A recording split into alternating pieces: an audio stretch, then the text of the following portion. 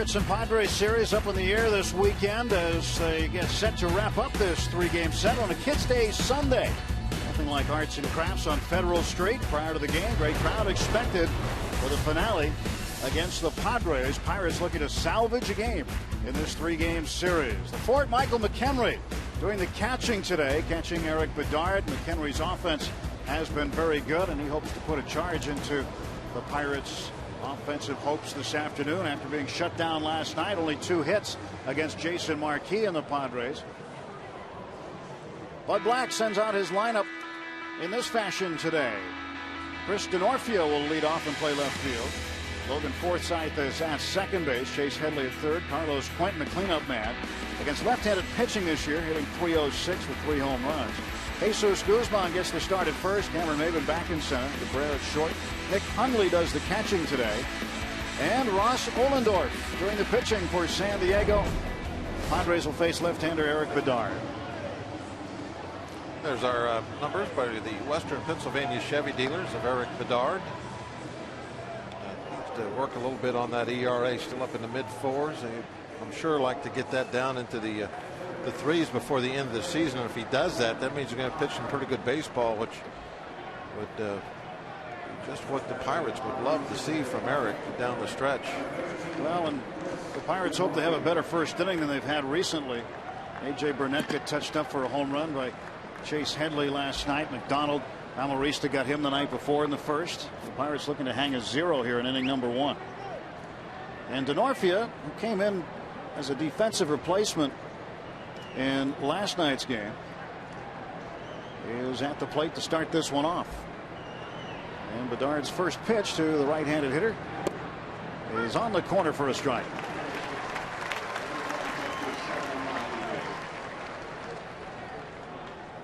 Denorfio 282, 3 home runs, 20 runs batted in. Gets the start in left instead of Will Venable. Swings and hits this one well to left center field. Marte on the run. Marte on the notch, and this ball is gone. Another first inning home run given up by the Pirates. 1-0 San Diego. And this is becoming epidemic. Looks like they've all caught the same virus.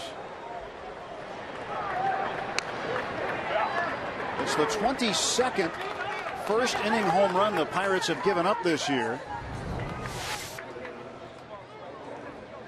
And this is incredible. They got a fastball off the plate inside, which is right where I always say he needs to pitch, but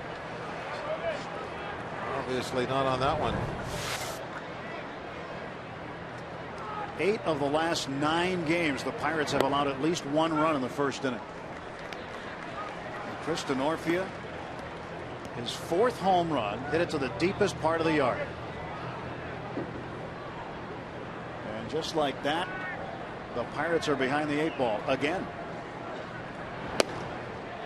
And considering the fact that San Diego considers PNC Park their home away from home, they've won 11 straight here. The Pirates are 9-28 all time against the Padres at this ballpark. Padres are feeling pretty good about their start this afternoon. 0-2 pitch. Logan Forsythe takes outside. Eric just kind of wasting one up and away to him. A fastball, just showing it to him. Perhaps going to try to get him out now with that curveball of his going down toward his back foot. 1-2. Second time in 3 games the Pirates have allowed the leadoff man to hit a home run. Alexei Amarista on the second pitch of the game Friday night took James McDonald deep. And Chase Headley had the first inning home run last night. In fact, go back from the end of Friday's game to the beginning of last night's game, he had 3 home runs on 3 pitches. 2 of his home runs were from either side of the plate on Friday night. Eric trying to stay away. Now, he did try to throw that one back foot curveball that was fouled off, but pretty much trying to stay away from him. Maybe a little gun shy after that home run ball. Watch and see which way the fort moves when he sets up. And now they're going to take a shot in there. Forsythe fouls it off. Didn't get it in there, though. No, he didn't. Not far enough. It was pretty much right over the heart of the plate. There you can see where all the pitches have been in this at bat. He tried to throw that one inside half, but that's not where he wants it.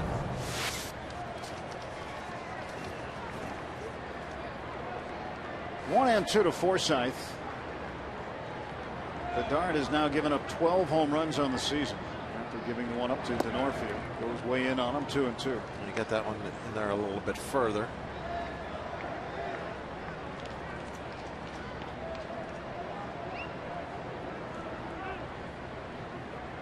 Eric Bedard, great in his last start against Arizona, and touched up for 1 run on 1 hit so far in the top half of the first, looking for the game's first out. And he's got a full count on Forsythe. He's had to throw a bunch of pitches to the number 2 man.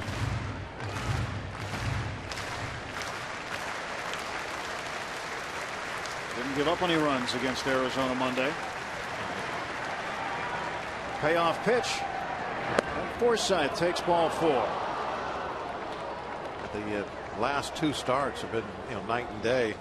No runs. Before that, on the 30th of July, he gave up 8 earned runs in 4 1/3 innings. Fastball. Has it caught the very bottom of the strike zone? Forsythe got a call there. So a runner at first, nobody out, and here is Chase Headley, who has authored a 7-game hitting streak for San Diego. Been their best hitter. Headley will take a strike. And when it's either an inch on the plate or an inch off the plate, it's never cut and dry what the umpire might call. As a hitter, you're taking a chance that it gets called a strike and you might have to walk back to the dugout. As a pitcher, you're trying to just cut the edge. You're taking that chance that it might be called a ball. A roll of the dice for both parties. 0-2 to Headley, off speed from Bedard. Headley way out in front.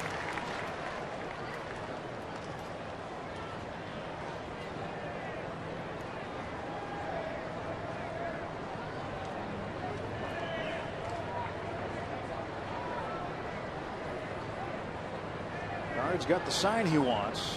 Forsythe off of first. 0-2. To go down and in.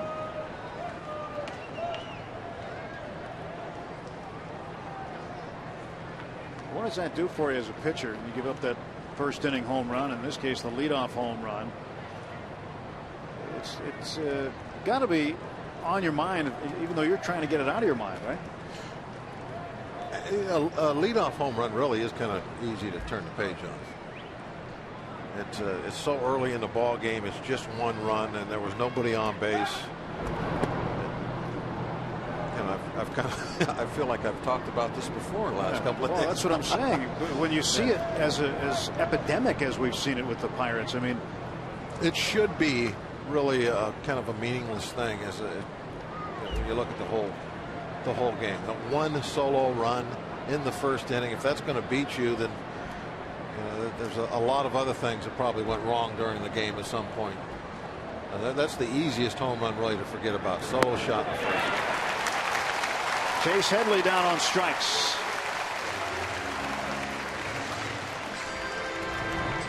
Bedard able to strike out Headley here with a breaking ball. That's what he was trying to do on Forsythe, to get that chase on the breaking ball down. AGH cam shows you the release and the rotation on that hook.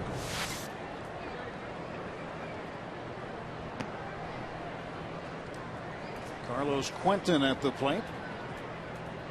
Was grounded into 4 double plays this year. And on first, 1 out. Forsythe there due to the walk. And Quentin hit by a pitch. Didn't really try to get out of the way too much. Just turned his body and took it. Took the free base.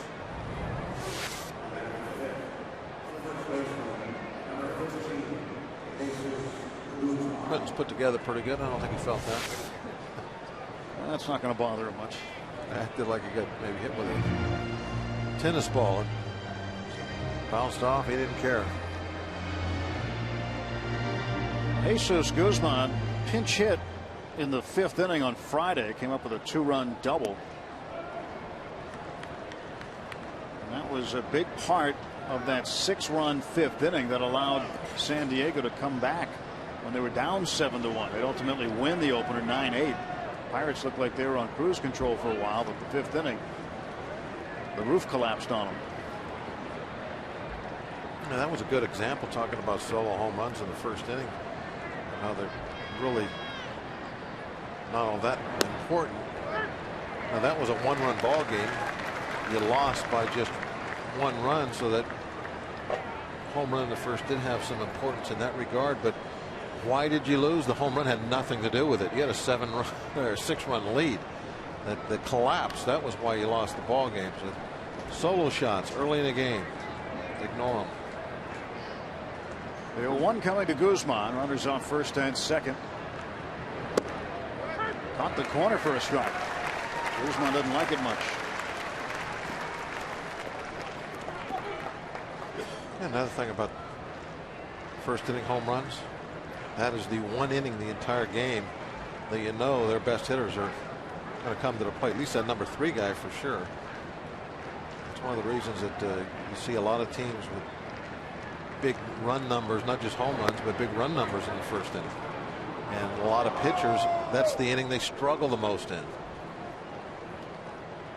And is it just because you're just trying to zero in and get used to the game mound? I mean, it's not that you're not used to it, but it's the 1st inning. I think that's part of it, but it's the lineup that you're facing in the 1st inning, every single 1st inning.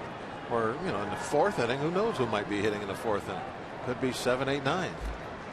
But in the 1st inning, it's always their best that you're facing, and you might not be settled in. 2-2 to Guzman.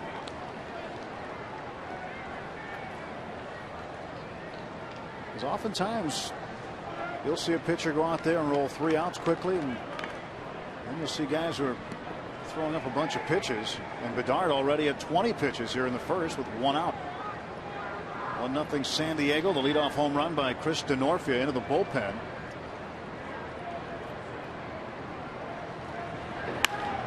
And that's a base hit. It's going to be another run, perhaps, as Forsythe comes to the plate. He will score. It is 2-0 San Diego. And he walked Forsythe, so the free pass results in a run. And Guzman with his 35th run batted in.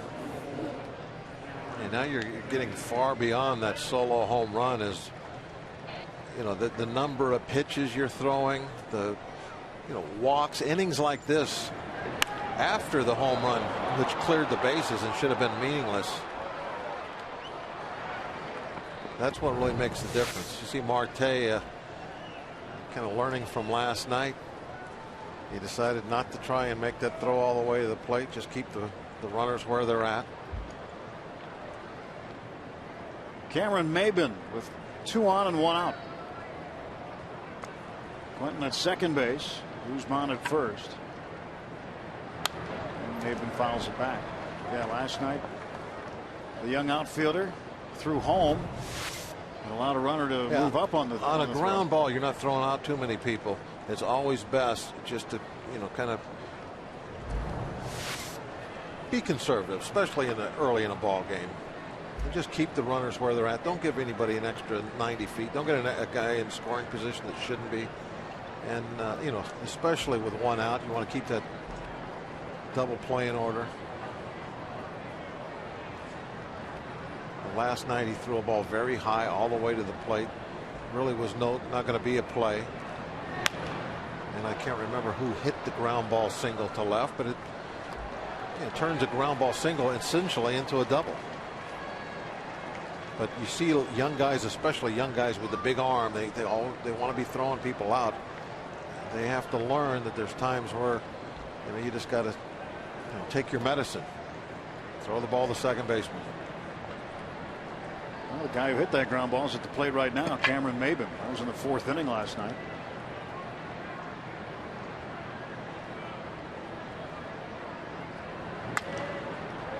Fouled off down the right field side. Stays 0-2 to Maben. That was the only hit Maben had last night. And it drove in Will Venable. Maben not doing much with the bat this year. I think just 213. Ton of at bats too. 350 at bats. He's getting lots of playing time. Doing much with it. 1 ball and 2 strikes. This is the play we're talking about from last night. This is a slow chopper going through the infield. And now this throw over everybody's head. There's no chance for it to be cut. And Maben just kind of walks into second base. Yep. And that's, that's a learning process at this level. You're not going to throw as many people out up here as you are in the minor leagues, for one thing. 2 balls, 2 strikes.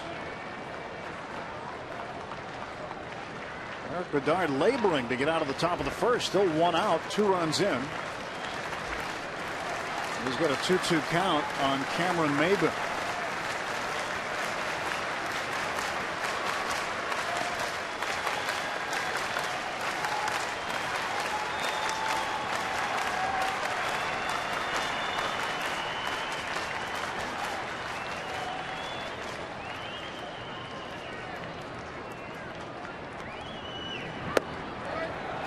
One thing we've noticed already, Bob, the pace of Bedard's pitching has slowed down quite a bit. Against Arizona in his last outing, he picked it up a lot. That might be a chicken and the egg type thing. Why did he pick it up? Because he was pitching well. Now base runners all over the place. Do you have base runners because you're working slow, or you're working slow because you have lots of base runners? I'm not sure exactly how you answer that. He's a pitch away from loading up the bases. He can't get Maben here. 3 balls and 2 strikes. 2 on. And ground ball to short. Vargas goes to second, misses his target. And more trouble for the Pirates in the first inning. Going through the stop sign results in a run. And all the way to third base goes Cameron Maben. It is 4-0 San Diego. Still 1 out of the top of the first. And a big mistake. We're talking about Marte making a mistake of youth. Well, here's a guy that is not all that young anymore. And I'm not talking about Barmes. This is the mistake comes right here now. This is the mistake. You watch this. Jonesy comes over. He easily can stop the runner going to third base, but he throws home instead. Now you have a runner at third and 1 out in the first inning of a ball game. Again, there's times you got to just take your medicine. Jonesy needs to come up right now and fire to third base, not home. There's no play at the plate. Would have had a play at third. Pitching coach Ray Surge out for a visit. Garrett Jones thinking about it right now. This is not the start Eric Bedard woke up today thinking about. Again, we're going to see that play again. Right, see, he's picking up the ball right now. Throw to third. Maben was reading Jones when he saw the throw go home. That's when he went to third base. It should be a runner at second right now, not a runner at third. A ground ball to the middle infield. Now it's a 5-run game instead of a 4.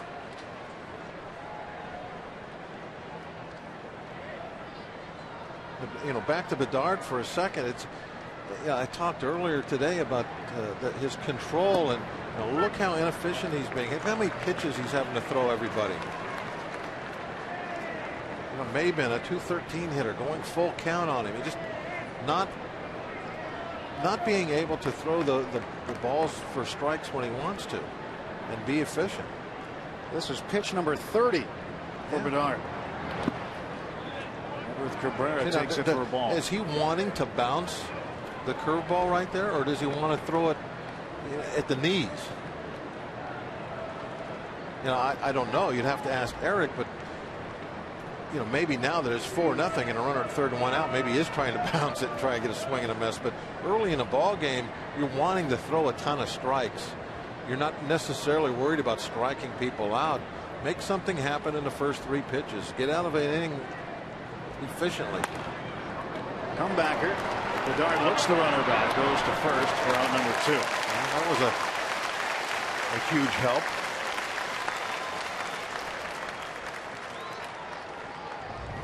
And finally, something goes right for the Pirates this inning.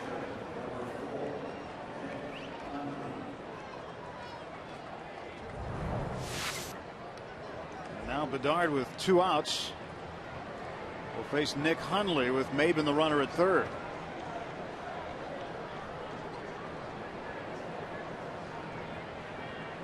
And Clint Hurdle wants to walk Hundley, the 8-hitter, to get to the pitcher Ross Ohlendorf. And for Ohlendorf and any pitcher, you'll agree with this, Bob, I know, you get to the plate before you've thrown a pitch in the game, you're pretty happy about it. And 99% of the time, it means you're going to have a good day. There is that 1% though.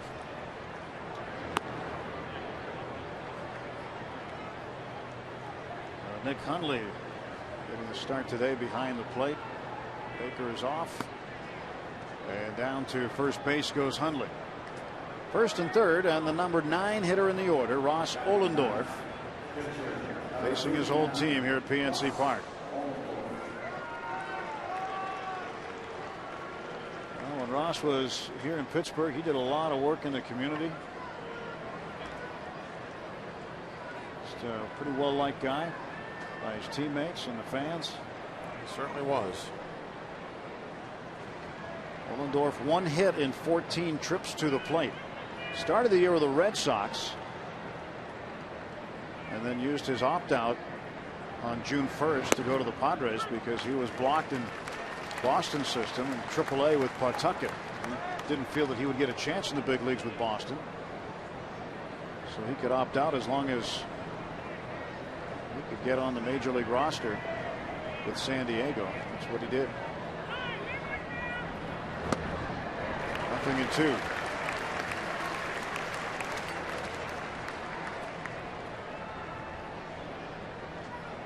Career .083 hitter. He does have a home run, and that came last season at Dodger Stadium, an opposite field home run to right field at night. Pretty hard to do there. And he strikes out.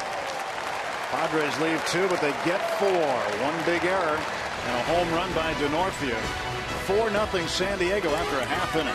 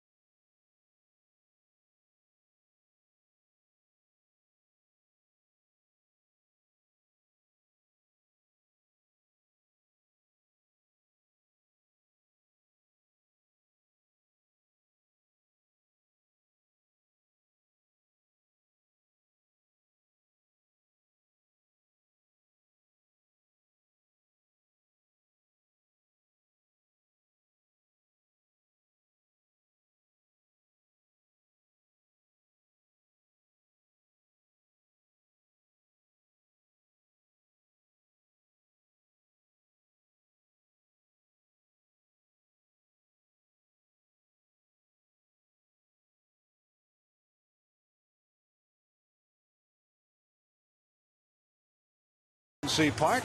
Bats hope to get to go to work now against Ross Ohlendorf. Starling Marte will lead off the Pirates lineup, brought to you by Toyota. Neil Walker, Andrew McCutcheon in the third spot. Jones hitting cleanup. Gabby Sanchez, 7 out of 18 in his 5 starts at first base, a .389 average. He scored 3 times. Pedro Alvarez hits well during day games. Michael McHenry behind the plate, bats 7th. Farmas 8th, and Eric Bedard bats 9th against the strong right-arm Texan Ross Ohlendorf. Right off that ranch of his, there's the numbers this year. everything up there a little on the high side. But I said earlier, he's been pitching better of late. And I am interested to see what Ross's velocity numbers are. We know when he first became a Pirate, he was a very hard-throwing, power-type pitcher that was in the mid-90s, sometimes even upper 90s at times. And the velocity started to go the other way, and so did the performances. So he might have invented a new way to tie a shoe that no one knows about. Really? He is very intelligent. Did you see that that knot he made? No, I didn't. I've never seen that before. Well, Ohlendorf's pitch to Marte is outside for ball one. Marte batting .273. 4 home runs for Marte, and he takes strike one. Now, Ross Ohlendorf, smartest guy in baseball. That's what we hear about him. If you go to Princeton and get a 3.75 GPA, that's pretty good, but he only missed 1 on his SATs. Got a 15.20 on his SATs, missed 1 math question.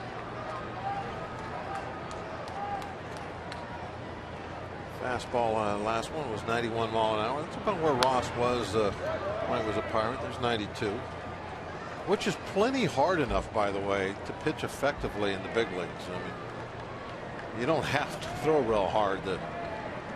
There's been a lot of nights where AJ, for instance, AJ was throwing 93, 94 last night, but there's been nights where AJ's gone out there and done fantastic work with a 91, 92 mile an hour fastball. Marte goes down on strikes. 1 gone for the Bucks in the bottom of the first. Rivers Casino tips to win today. Yeah, we need some ribeyes, yeah, that's basically what the players call RBIs. Got to get some runs after last night. Penn has been shaky. Last night they did a good job. We need to continue that. Juan Cruz is back. Pitch like poles. And the defense, we've already seen that today, let us down. We got to do better. A lot of errors this homestand. Change that around. But that's how you beat a rancher. And Neil Walker with a bullet to right center field. And the Pirates with a base runner. Neil got up there and hunting fastball and got it. Jumped all over it. First pitch. That breaks an 0 for 11 streak for Walker. Now back to that velocity thing I was talking about with Ross. When you have big velocity, that's when location becomes less of an issue. It's never not an issue at all, but you're able to get away with a few more pitches, out over the plate, hittable areas. When you're not really throwing super hard, then it becomes all about control. You got to be able to hit spots. McCrushen. Well, he hopes to do some crushing today. 1-0 pitch coming from Ohlendorf. Up high, 2-0.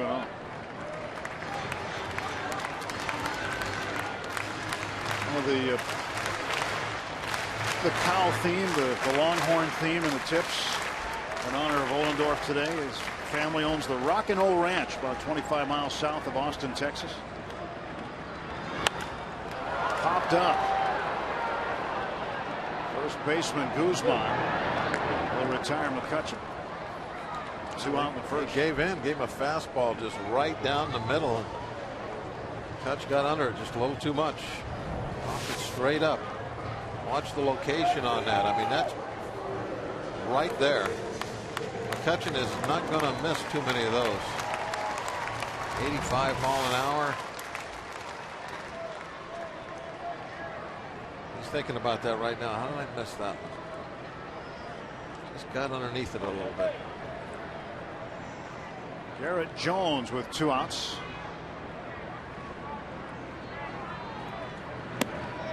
Takes ball 1.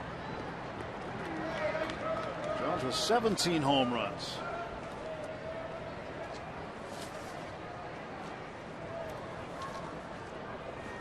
Ohlendorf making his first start against the Pirates. Second appearance. He appeared with the Yankees in relief against the Bucks in 08. Denorfia underneath it. And that's it for the first. No runs a hit and 1 man left. We'll go to the second. 4-0 Friars.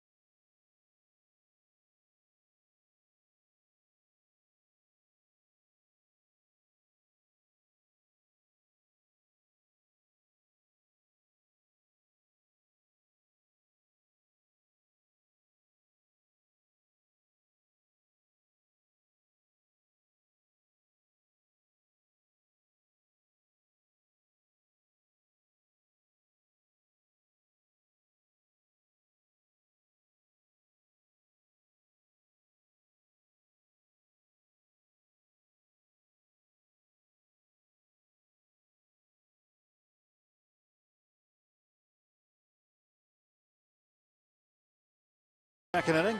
You can cheer on the Bucks when the Dodgers come to town tomorrow through Thursday. Thursday's a special 4:05 start and a PNC check card discount game. Get $10 off select tickets when you use your PNC check card. For tickets, go to pirates.com. The Dodgers coming in for 4 as this homestand continues to move along. Pirates 2-4 on this homestand, uncharacteristically. Still a home record, very good, 35-20. Hoping to come back and improve on that today. Denorfia homer to lead off the ball game, and he will take a strike from Bedard, and the count even 1-1. I talked about the bullpen coming out and pitching like strong bulls. They're going to have to do something today. That was pitch number 40 for Bedard, and we're in just starting the second inning. Ground ball to Walker. 1 out. Eric doesn't go very deep into ball games pitch count wise usually. Roster move today regarding the bullpen. Juan Cruz has been reinstated from the disabled list. He had right shoulder inflammation, a couple of rehab starts in Altoona. Jared Hughes has been optioned to AAA. Talking to manager Clint Hurdle about that earlier today, he said it was very difficult to do with Hughes because it had nothing to do with his performance. And he'll be back before the end of the month. So it had everything to do with numbers. And when asked if he would be back before the 31st of August, when that's the time you have to have your playoff roster set, Clint said possible that he'll be back. He'll be back. 1-0 to Logan Forsythe. 2 balls and no strikes. He did say it's very hard to send a guy like Hughes down to the minors considering the body of work he's had this year, and that he is a big reason that the bullpen's had a lot of success. Lately he has struggled a little bit, but his last outing was good last night. 2 1/3, no runs, struck out 2, and he goes back to Indianapolis. So Juan Cruz is active today.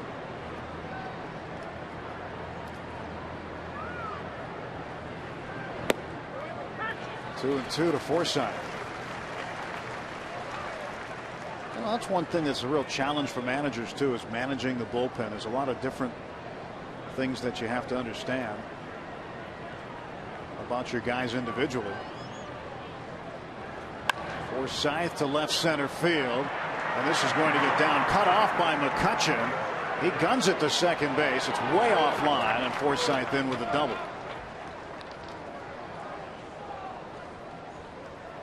7th double for Forsythe this season, and the Padres with another runner on base.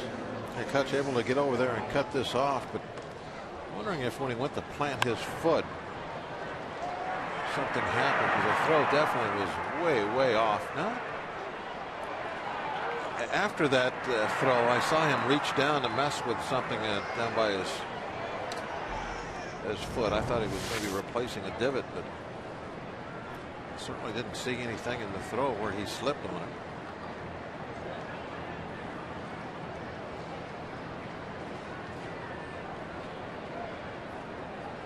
Maybe he was just fixing his pants. While he was throwing? No, after he threw the ball, he went down and was doing something down around his right foot. And I thought maybe he had planted and slipped, and that's why the throw was so far offline.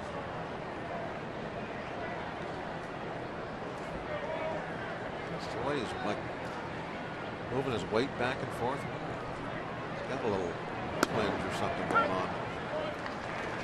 Well, you're holding on. Pirates can't afford it right now. They've got one outfielder who's a little shaky right now with Travis Snyder, the hamstring strain last night. Chase Headley struck out his first time up. 1 out and 1 on. Pitch inside, 1 ball, 1 strike.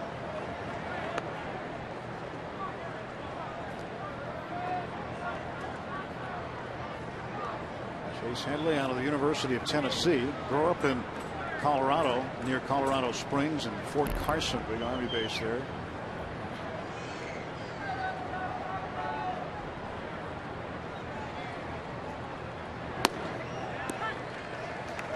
pitch there. A little fastball out in the corner. A little paint.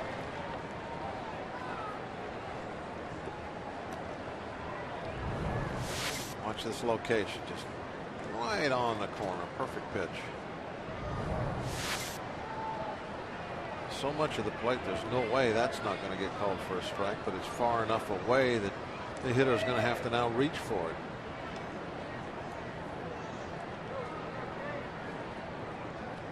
It'd be great if you could just duplicate that pitch after pitch. When you want to move it in on the. This ball's going to roll back in fair territory, and the fourth throws him out. Nobody at the plate, and another run for the Padres. Well, the Ford had to go field it, but nobody came home to cover. Pedro's got to go home. There's no reason for him to be standing at third. There is never in a million years is there going to be a play at third base there. Now watch. The runner's going to third. Pedro's got nothing to do right now but run home. And the only person that runs home here, you're going to see it great. The only person that goes home is the runner.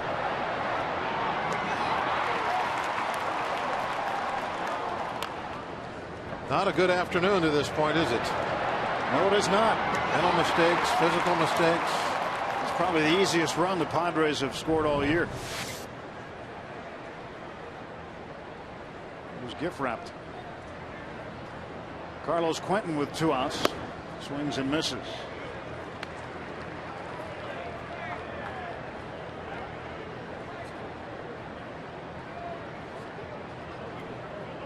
The Padres winning 5-0 last night. The Pirates will come to the plate in the bottom of the second, already trailing 5-0. Unless Quentin does something here, which Bedard hopes he doesn't. 1-1.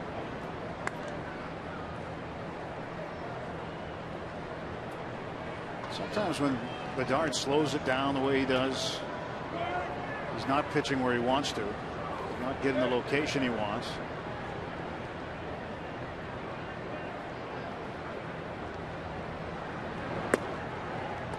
High, 2-1. 53 pitches already for Eric Bedard. We're in the top of the second. Yeah, the pitch count, the pitches when you're throwing them all in 1 inning or 2 innings in this case, it's more work than when you're spreading things out like say 15, 16 pitches a inning. Shallow right field, Walker out. We'll take it. And that'll do it for the Padres, but they do get a run on the double by Logan Forsythe. 5-0 San Diego.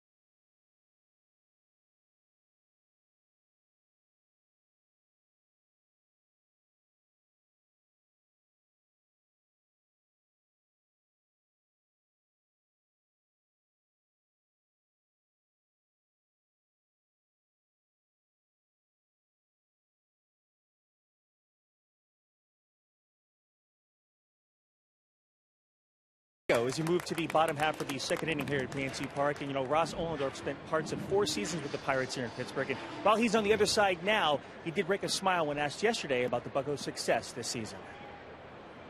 I was always hoping that while I was here we'd have a really good team, and obviously doing really well now that I've left. But I'm certainly rooting for everybody on the team, and I know it's great for the city of Pittsburgh.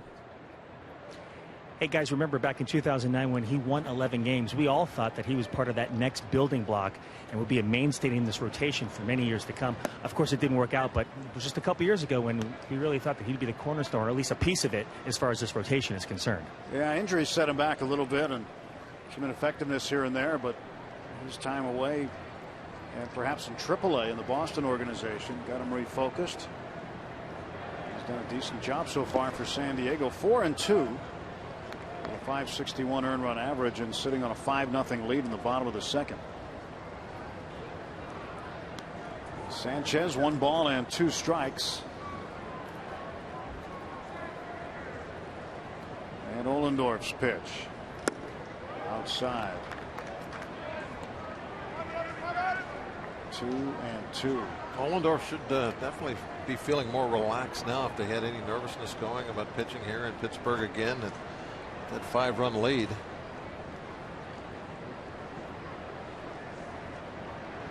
Sanchez belts this one to the left field corner. That ball is foul. Well, that almost belted right. It's so hard, had too much hook on it.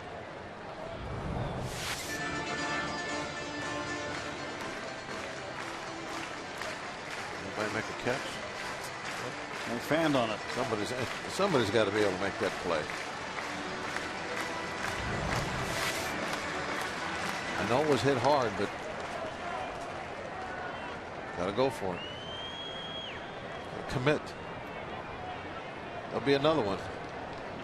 Get ready down there. That's a hot spot for foul balls.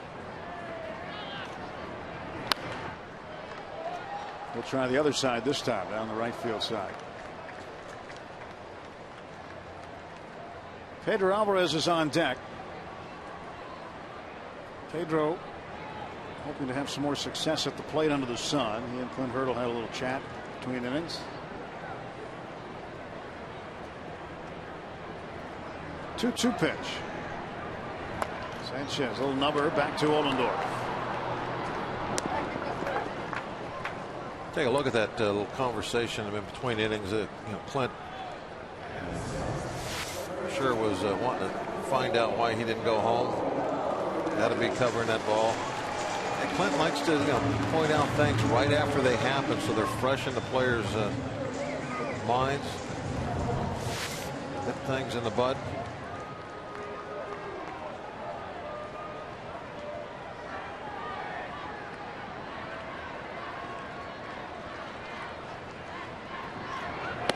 Pedro loves hitting in day games. He doesn't like talking about it, though. No, I think he'd like to be talking about hitting in night games as well as day games. But his numbers in the sunlight are pretty darn impressive. Pulls this one. And Guzman makes the play, tossing to Ohlendorf. 2 men are out in the bottom half of the second inning. So the Pirates bats starting this game the way they were all of last night, and that's quiet. Michael McHenry hopes to shake things up. No ribeyes yet. No ribeyes. Need to get some ribeyes cooking. I'll get some ribeyes off the rancher. Ohlendorf making his 72nd major league start, his 107th appearance in the big leagues. He made a lot of news a couple of off seasons ago when he went to Washington, D.C. and had an 8-week internship at the U.S. Department of Agriculture. And the whole thing started right here on this field. Pitch to McHenry. It's in for a strike. Secretary of Agriculture Tom Vilsack, who's a big Pirate fan, grew up here, was throwing out the first pitch that day. Ross found out about it, asked if he could catch the first pitch, did so, made a connection. They made contact. Ross called him later, said, I want to come to work for you in the offseason. So he interned and did a lot of research on animal diseases and things like that. He's very much into that type of work. He manages his family's ranch website even during the season.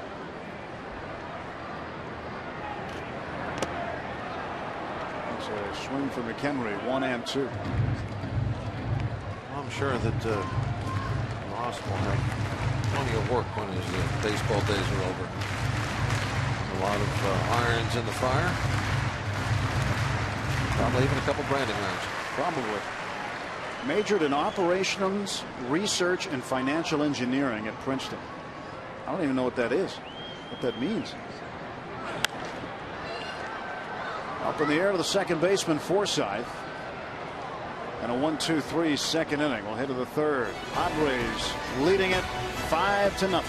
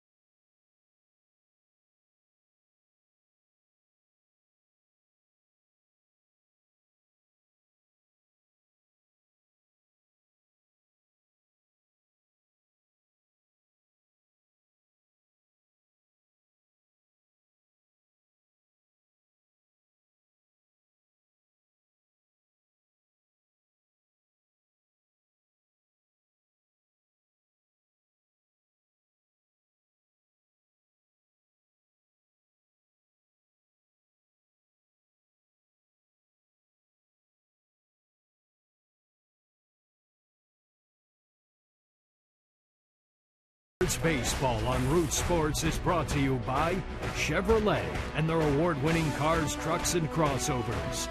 By your Toyota dealer, where quality, dependability, and good MPG all come standard. Toyota, moving forward. And by Day Automotive. We're going to make your day. Let's go Bucks. Wow, what a great looking eye patch, huh?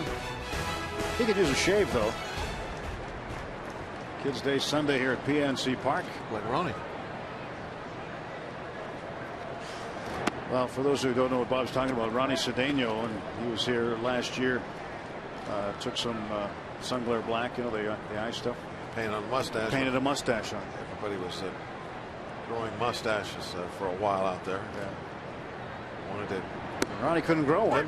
He wanted to get involved though, so he just painted one on. So he was out there for a couple of innings, and then a couple of innings later, he went and shaved. He shaved it off with a rag. Jesus Guzman, first baseman, 1-1 pitch. Guzman, an RBI single and a run scored in the 4-run first. Pirates have allowed at least one run in the first inning in each of the last 6 straight games, and have seen the opposition homer in 4 straight games in the first.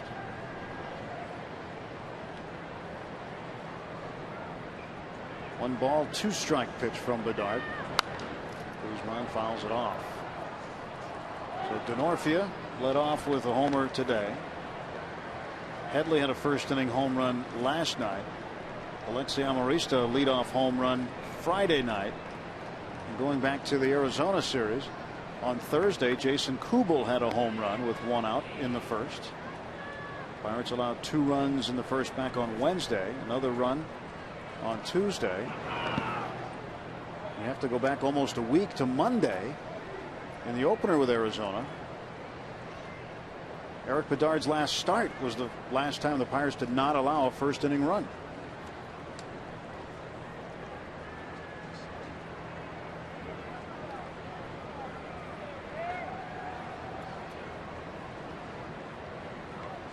2-2 coming to Guzman. Base hit. The Padres continue to hit the ball where the Pirates are not. Yeah, this is kind of one of those. I think that play last inning really kind of shows what's been going on the last few days. What can go wrong will go wrong. Join Root Sports and Pirates Charities for a live auction tomorrow when the Bucks take on the Dodgers. Bid on great items like a road trip to Chicago to see the Pirates or the chance to star in your own Root Sports commercial. You'll also be able to purchase VIP bags filled with Pirates memorabilia, game tickets, and much more. Visit rootsports.com today for a list of auction items. And tune in tomorrow at 6 for our live Pirates Charities auction on Root Sports. You also need to tune in because you never know what Bob's going to throw out there. Bob never knows what Bob's going to throw out there, but he'll make up some stuff. Figure some stuff out. Greg and I like to go back and forth, see who can. We'll like pick an item, see how we can pump it up. I've got a great idea for you. This Cameron made no tours. No. I was going to say a personalized tour. I'm with toured Bob. out. I'm toured out. No more tours. For a while, for a couple of days anyway. Behind the scenes, Bob Walk leads the National League in announcer tours of his home ballpark this That's week. Not right. This week. This week I've had a couple this week. Yes, had one this afternoon, one yesterday, one a couple days ago. I like the tours though. You realize that you have to pace yourself. Maybe a swing and a miss. I do know that one of the big prizes is a spring training trip. So pay attention for that one. You want to make sure you get that one.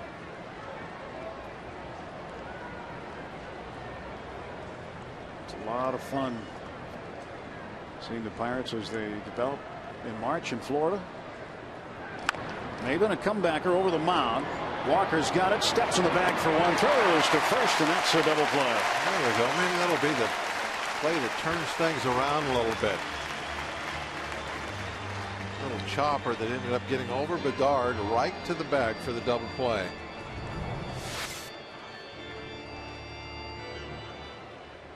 Now, how did he hit a ground ball with that one?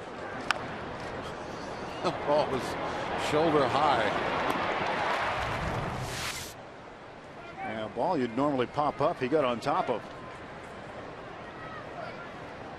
So 2 men out. Everth Cabrera, the switch hitting shortstop, batting right-handed against Bedard, takes a strike.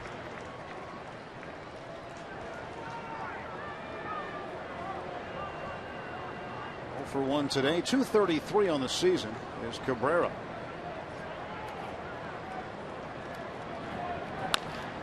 Chopper toward the bag, and on the shortstop side of the bag is Walker. Strong throw. Gets it. A couple of nice plays by Neil Walker. See if the Bucks can get the bats going as we go to the bottom of the third.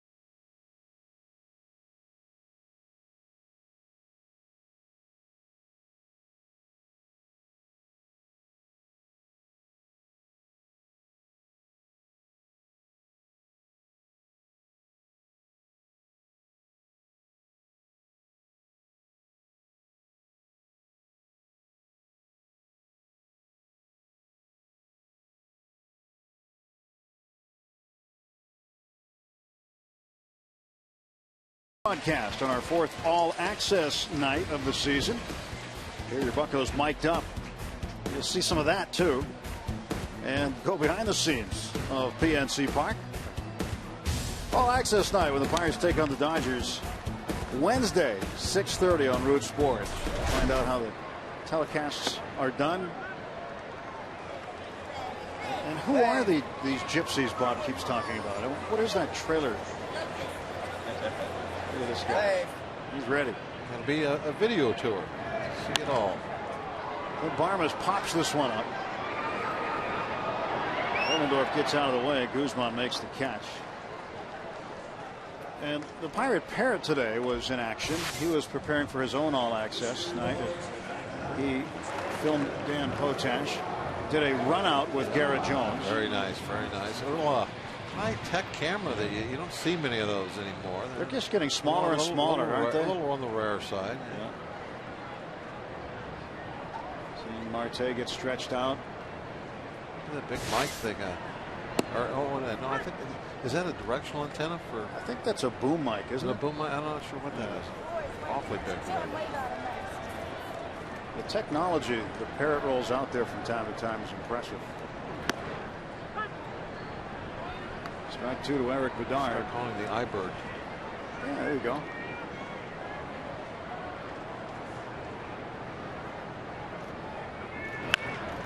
Bedard to left field. Denorfia not going to get it. It gets past him.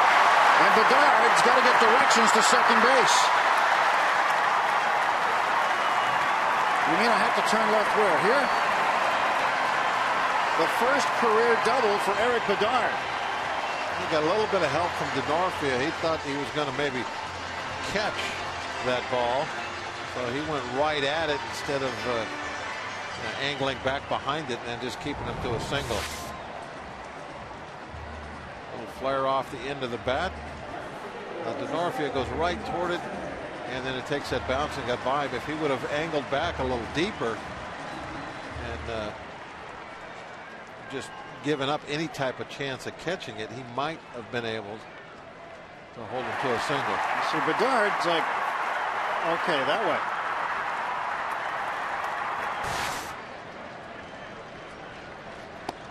He's gone where no man has gone before in the Bedard family. First career double.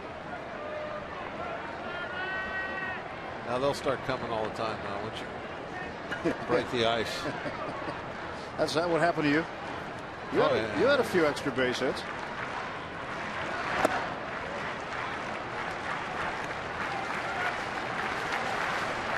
Well, we need to make use of it. We're getting home. Talk about breaking the ice. We haven't scored a run for a while now. Last Pirate run was scored in the 6th inning on Friday.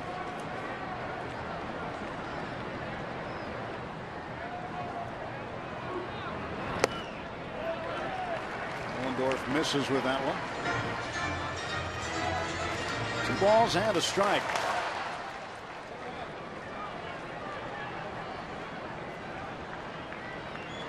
Marte's mateys want to hit.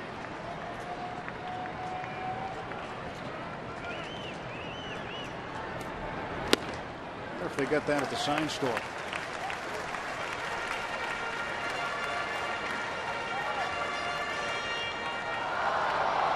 Usually you can tell if you look at the signs, they'll say down at the bottom and put their stamp on sign store.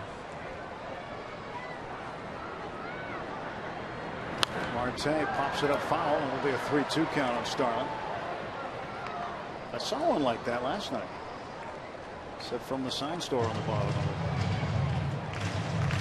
Where the better signs come from. You know, if you're not sure what you want to put on it, they'll help you with a saying, something that is catchy, has a chance of getting you on TV. I mean, something like Bob Walk for MVP, or ban the DH, or ban the DH is something will like get that. you on it every time. Marte fouls the payoff back.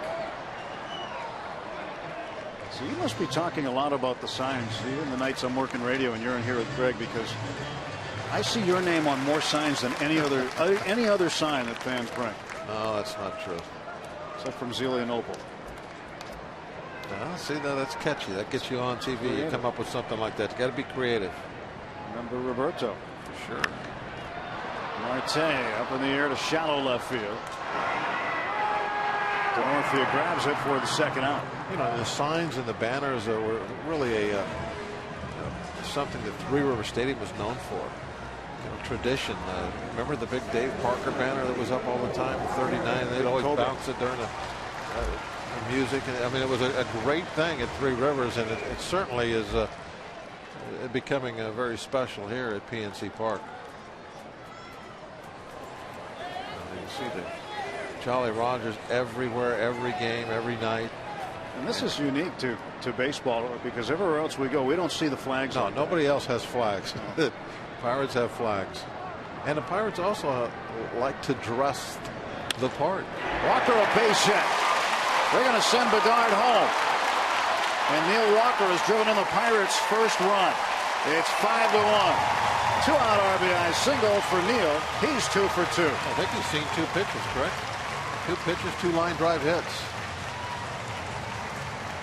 Neil means business today after breaking that 0 for 11 skid on the first ball he saw in the first inning. He drives in the game's first run here.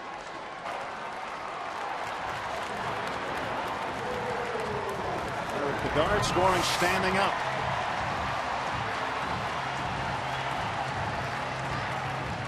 All right, there's one. Andrew McCutchen is 0 for 1. Just missed a pitch right in the heart of the plate at 85 miles an hour last time. Popped it up. Takes a strike here.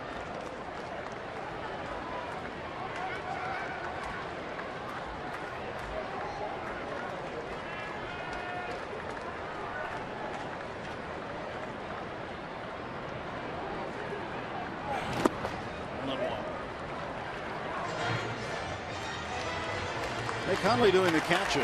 Nick Hundley grew up in a football family, kind of a nomadic upbringing. His dad is a college football coach. He's one of the coaches on the UNLV staff right now, but he had been all over the place. UCLA, Colorado, Washington, SMU, UTEP, Nevada, Oregon, Idaho, you name it. Nick's had to stop along with his father Tim. He's a linebackers coach.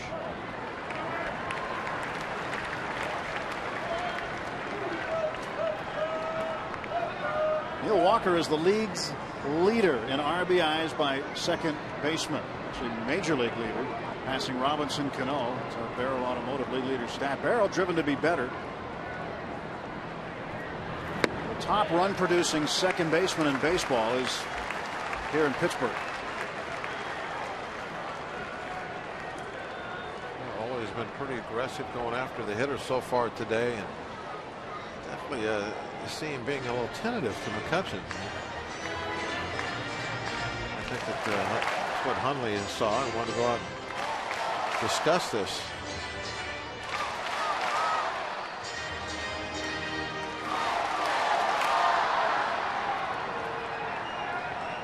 McCutchen rocket here would help the cause. 2 men out. He's in the driver's seat on this 3-1 count. He picked something out.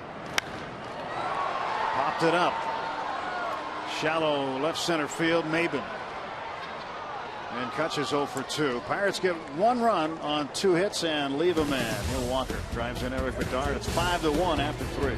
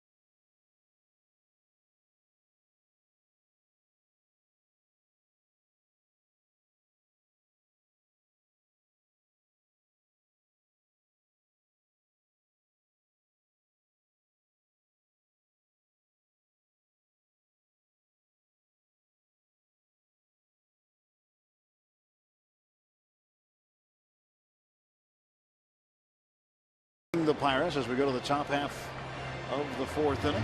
Let's take a look at our AT&T Mobility Trivia question. The Padres had 4 future Hall of Famers on their 78-79 team. Fingers, Perry, Winfield, and Ozzie Smith. Which Pirates team had the most future Hall of Famers? Which Pirates team had the most future Hall of Famers?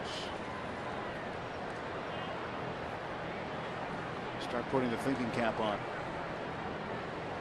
Nick Hundley leads off. The 8-hitter. First ball swinging, pops it up to right.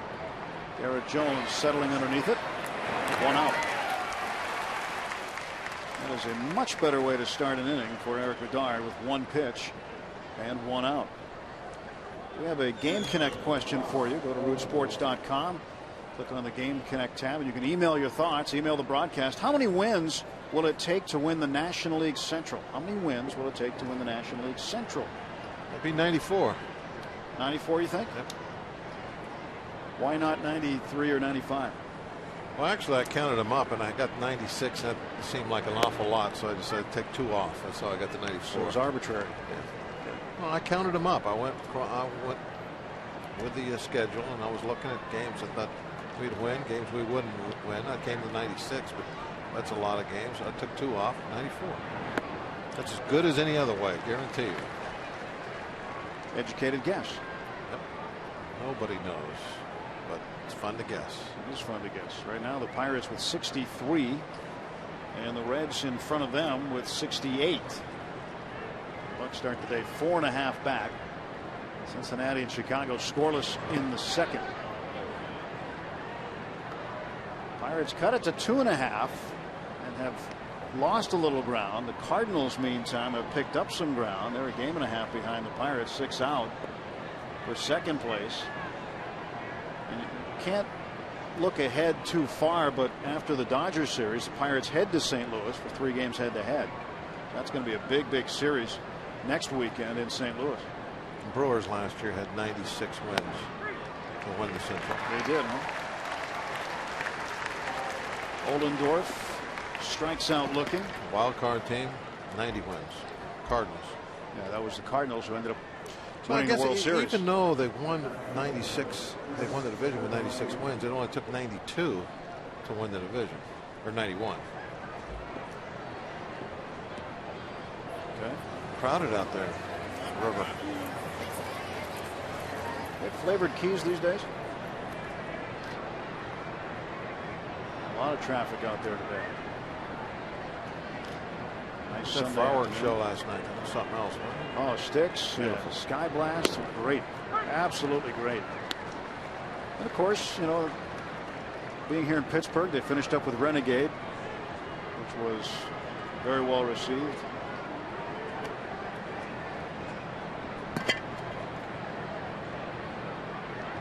One to Denorfia, tying away 1 ball and 1 strike. What a fantastic show last night. And a tip of the cap to all the staffers and everybody. That was a quick turnaround after a very late night. At the ball game, Sky Blast, 3rd largest crowd ever at PNC Park to witness it last night. And then everybody who worked at the ballpark last night gets a tip of the cap. We're turning around and coming back just a few hours later to get ready for this one.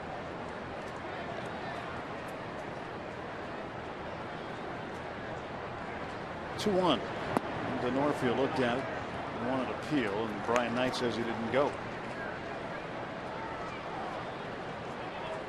Denorfia homer to lead off the game. Grounded out to Walker at second in the second.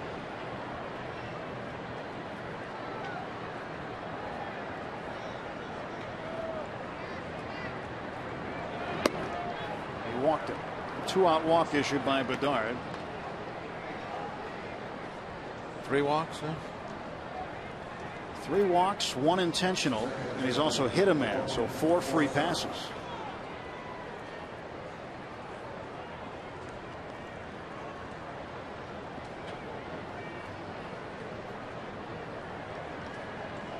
A lot of pitches, as we were talking about earlier. Stretch it out as long as he can. maybe 5 innings before he gets to the century mark.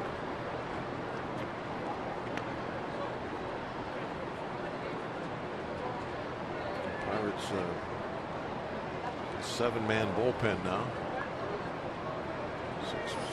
Essentially a 6-man rotation, at least for the time being.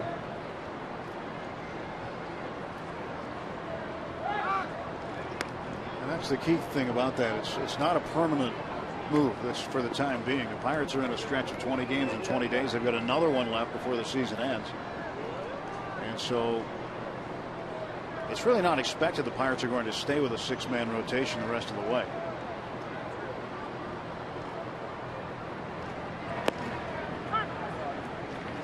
One of the things that it kind of messes you up a little bit. You have to give something up if you want to have this many pitchers on the team. Is there's only a 4-man bench. This afternoon you have Barajas, Harrison, Mercer, and Snyder. And you lose a guy off the bench when you're carrying an extra pitcher. Well, last night they had to go earlier to the bench than they wanted to. That's a fair ball. Alvarez just going to throw to first base. No chance to get Forsythe. And a base hit for Logan Forsythe. 2 on and 2 out now for the San Diego Padres. Take a look right down the line, just almost on the chalk. Definitely a fair ball. Alvarez has an excellent arm, but falling backwards from way in foul territory. Just couldn't quite get it there. Good effort though. See Sanchez. Gabby just left the bag. He knew they didn't have the out. He just wanted to make sure that he got over there and nothing would get by him.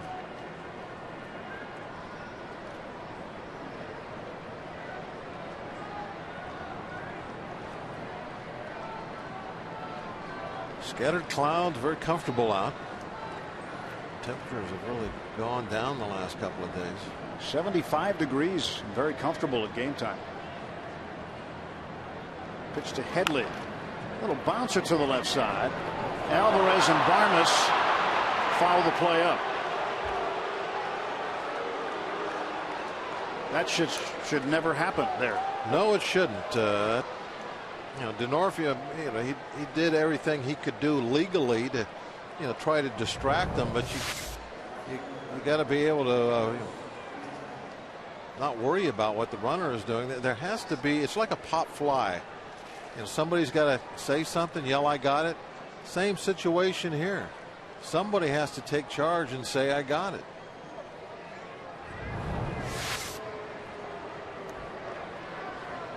Would have been the 3rd out of the inning. That's a routine out right there. And I'm going to kind of, I think, put the blame on Barmes there, because he can see Alvarez.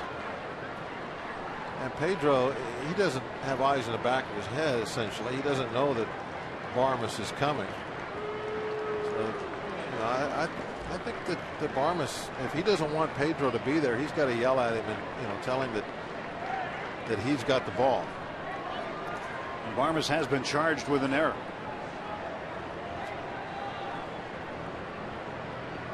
So Bedard got the first out on the first pitch. Things were going well. Struck out Ohlendorf looking. 2 outs, and then the walk to Denorfia. Base hit by Forsythe. The error by Barmes. Pretty much the rule that anything hit that way, third baseman's going to try and cut that ball off.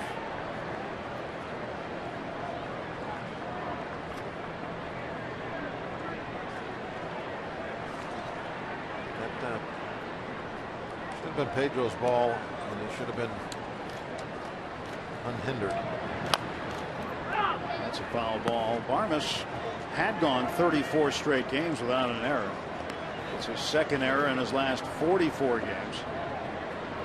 Going back to the 6th, rather the 13th of June. Yeah, and even if you don't give up a run here, we've been talking for a while now about the pitch count with Bedard. It's at 80 now. You're costing him a whole bunch of pitches that he shouldn't have to be throwing. Here's the 1-ball, 1-strike pitch. Slow tapper hit to Barmes. Tough play. Got it. And the Padres leave them loaded. Nothing across in the 4th. Pirates trailing 5-1.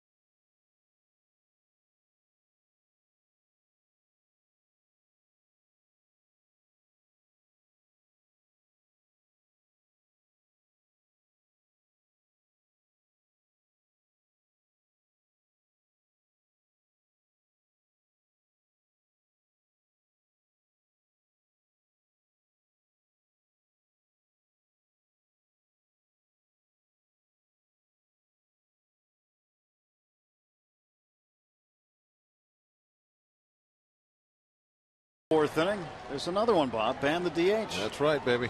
Follow the Pirates with the MLB.com at Bat 12 app for your iPhone, iPad, Android, BlackBerry, and Windows Mobile. Get live audio, pitch tracking, video highlights, and more. Text it back to 31826 or visit Pirates.com for details. I know if they looked hard enough, they don't have to look very hard. They'll find one of those ban the DH signs that Bob inspired. Jones will take that one. 2 balls and no strikes. How about that lid? Good hat, but I don't know about the blue cotton candy. Well, I know you like the pink cotton candy, right? I know when you had a thought out loud one day, it showed up here all of a sudden, and you inhaled the pink cotton candy. Part of my blue cotton candy.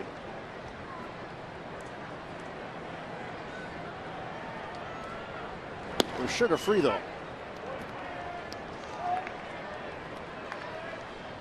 That's basically what cotton candy is. Isn't it?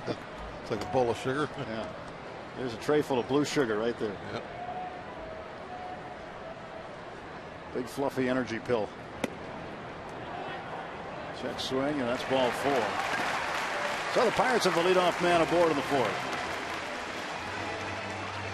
The last inning, they were able to get something on the board, put that single run up. Chipping away. Dave, say go Bucks. Tell him go Bucks. Looked like Ollendorf's control was starting to fade at the end of last inning. Starts this half off with a leadoff walk. Maybe that'd be something we can take advantage of as he goes ball 1. The Padres came back from 6 runs down Friday. Pirates can certainly come back from 4 runs down here. Neil Walker 2 for 2. He's got the Pirate RBI, driving in Eric Bedard.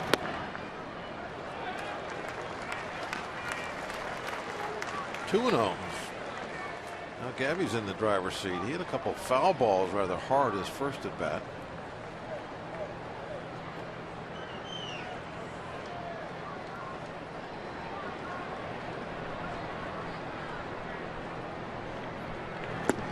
Takes a strike there. I talked to Ross yesterday about what he's doing differently this year. He said he's throwing more cutters. He feels he's had a little more success with it, so he's gone back to it more than perhaps in past years.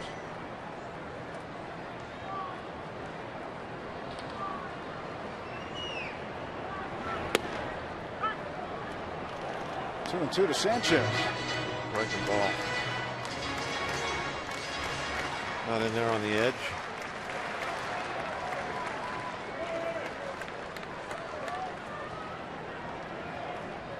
Jones held on by Guzman.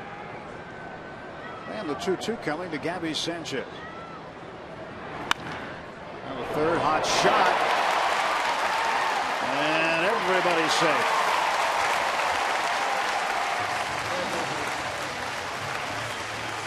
Just ate him up, hit it hard enough, it couldn't be played. Error charge to Headley. A hard ground ball. This last hop comes up way higher than he expected. Caught him right in the sternum.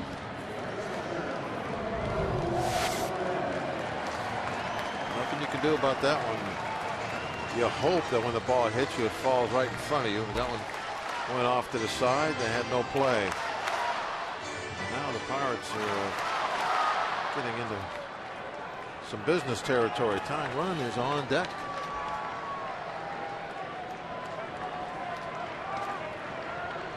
Pedro Alvarez had 2 hits and 2 RBIs on Friday. That snapped a stretch of 14 straight games without an RBI. He'd like to run into one here. He takes a strike. Couple of stakes out there. Time to beat the rancher. Sanchez at first. Jones at second. A walk and an error have put both Pirate runners on. Pedro to right field. It's a base hit. Jones is going to get held at third base, and the bases are loaded for Michael McHenry.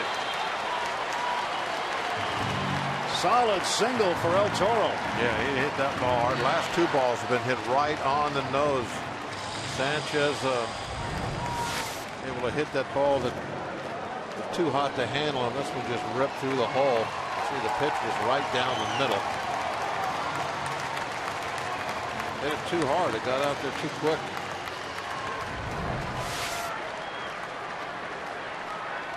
Can't pass this opportunity up. Bases loaded, nobody out. So bucks on the pond right now for McHenry. 29 RBIs for the Fort. 11 homers.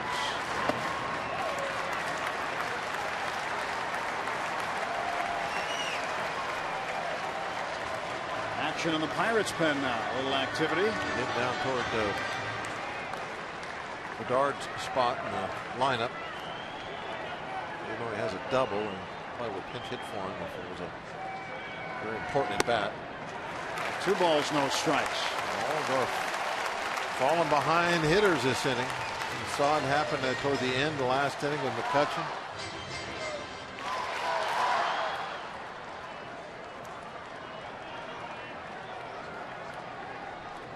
Michael McHenry, chance here, big at bat in the ball game. Ollendorf's 2-0. Foul back 2-1.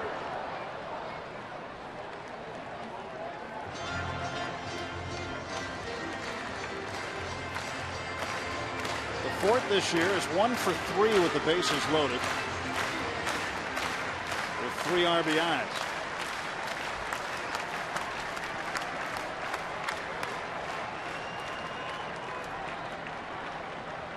Two-one pitch. 3-1. Now some stirring going on in the San Diego bullpen. No throwing yet, just a little stirring.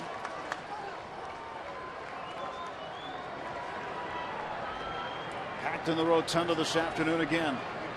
3-1 to the Fort. McHenry makes it a 3-2 count, fouling that one back.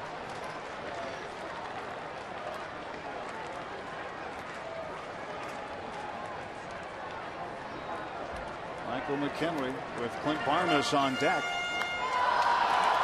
Now it's a chance to make a dent in that San Diego lead.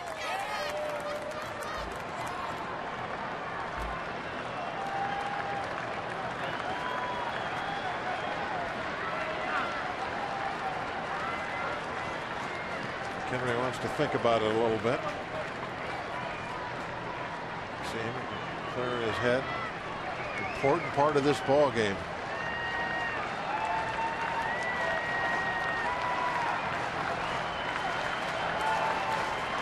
Payoff pitch. Ball 4. Ollendorf's walked in a run. It's 5-2. And the control just disappeared. You saw it happen last inning. McCutchen got up there and he couldn't get the ball where he wanted to, and it just carried over to this inning. And oh, what a huge opportunity this is for the Pirates to be right back in the game. Here you see in the pitch by pitch of that last at bat. Only started off throwing from a stretch first couple of pitches and then switched to a windup, as I think he's trying to figure out some way to get back into that strike zone, but windup didn't work.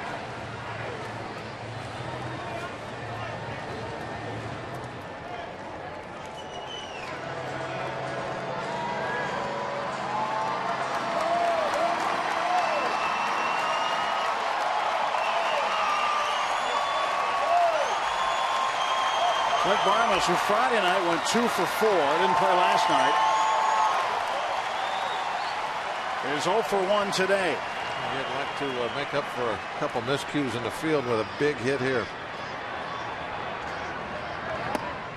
He takes strike 1 from Ollendorf. This Weissop throwing for the Pirates. Corey Burns, a right-hander for San Diego.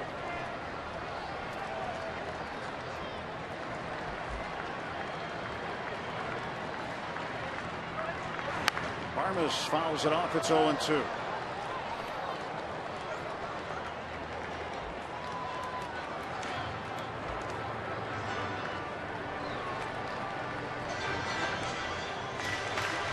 Now Ollendorf has the role reversed. He's in the driver's seat 0-2, but nobody out. The bases loaded behind him.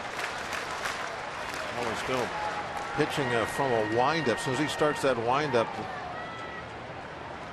base runners at first and second, they don't have to worry about anything. They can really jump off there. There goes Alvarez. That's in the dirt. And now you've got Bedard's spot on deck.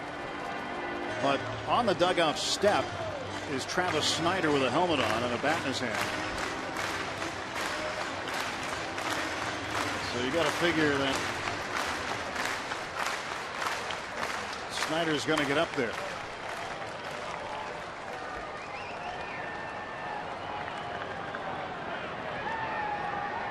Here comes the 1-2.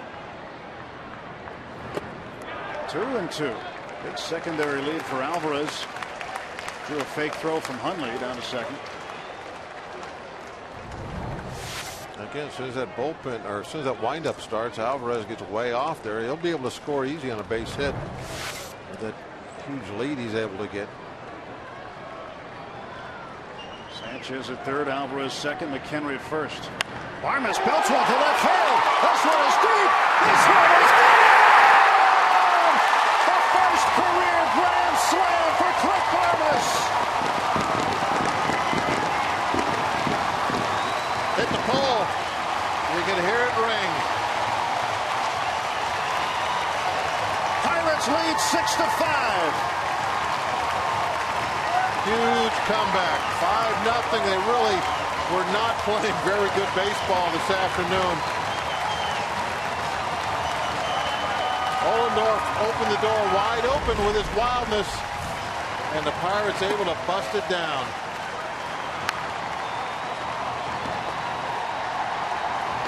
Falling behind in the count again. There he comes right down the middle, and it's just ripped off the foul pole.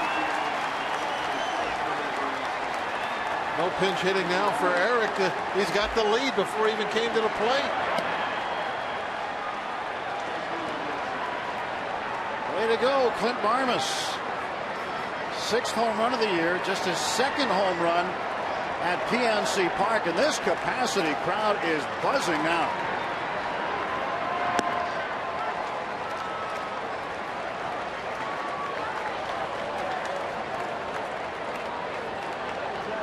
Barmes got everybody to their feet with his first career grand slam. Absolutely outstanding. As the Pirates have 5 runs on the board and nobody out. Barmes knew he hit it well. He was just worrying, is it going to stay fair? There you come, foul pole. And Bedard walks. Ollendorf just, it really wasn't here. It was last inning where all of a sudden he could not find the plate. Not consistently. And that's what's cost him. Well, Buddy Black coming out to get him. You got to be able to throw strikes when you got a 5-run lead at any time, really, but especially when you got that big lead. Only couldn't do it. So the Pirates chase their former teammate Ross Ollendorf out of the ball game. A grand slam by Barmes, the difference.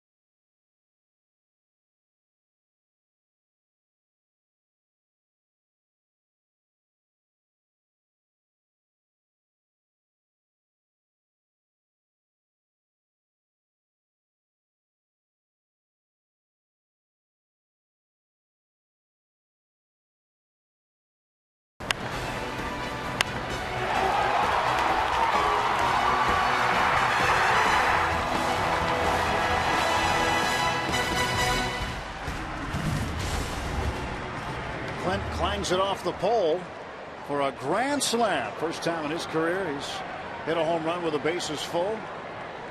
Came at a great time. Pirates leading 6-5. Nobody out in the fourth. And Eric Bedard, the base runner. Starling Marte facing Corey Burns. Ollendorf only went 3+ and failed to retire anybody in the fourth. And as you mentioned, Bob, his control just went south in a hurry. He walked 3 in the fourth inning. Had a man reach on an error, gave up only 2 hits, one to Alvarez and the home run to Barnes.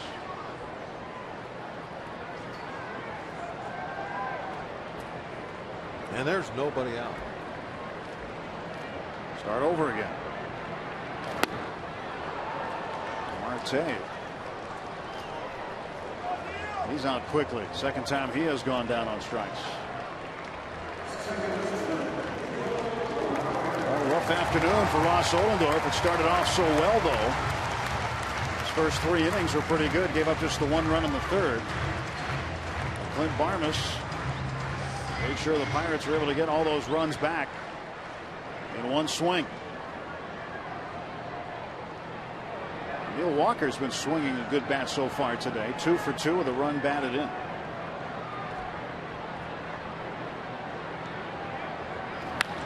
And he's 3 for 3. Seen 3 pitches today. That seems to be working for Neil.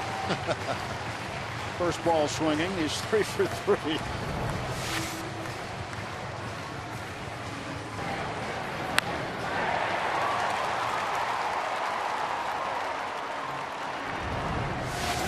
Walker's an example of see it, hit it. He's been doing a great job this year with the bat, especially though from this left side, like he's hitting this afternoon. Just ripping the cover off the baseball. McCutchen, the 9th man to come to the plate in the fourth. He's 0 for 2. And Kutch is very due to join the offensive party here. 69 runs batted in. He leads the club. Walker right behind him with 66.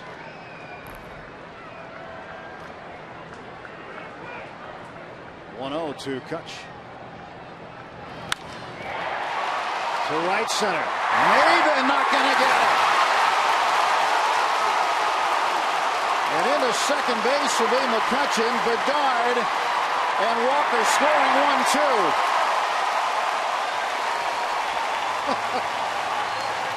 Walker could have passed him, but he knows he couldn't have. And McCutchen with 2 RBIs. He's got 71 on the year. His first hit of the series results in 2 runs. And the Pirates with 8 on the board. Yeah, maybe not. I think underestimated this ball's carry also. Didn't get back there. And found out it was going to be well over his head. Tried to jump up, but nothing. You know what was really interesting about this was I was watching Kutch as he went around first base. There's no one near him out there, but he had to come to a stop and see what was going to happen in front of him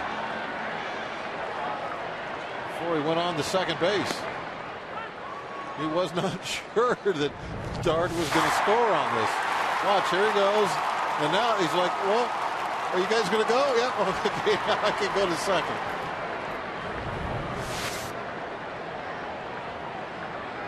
Walker just drafting Bedard the whole way.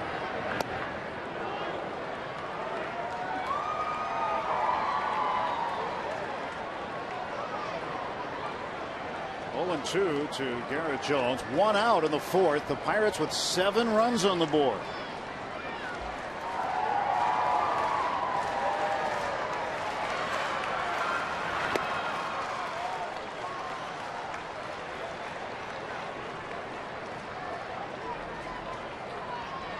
Padres were getting it done early, but the Pirates with 1 in the third, 7 here in the fourth. 8-5. Here comes the 1-2 delivery from Burns. And that is low, 2-2.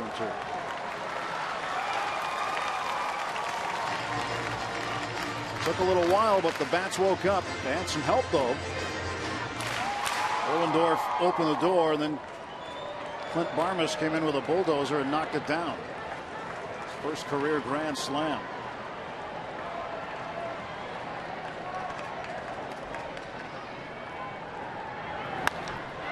Jones to center field, hit pretty well. Maben back to the track. He doesn't have it. McCutchen will score. Jones around second into third. It's 9-5.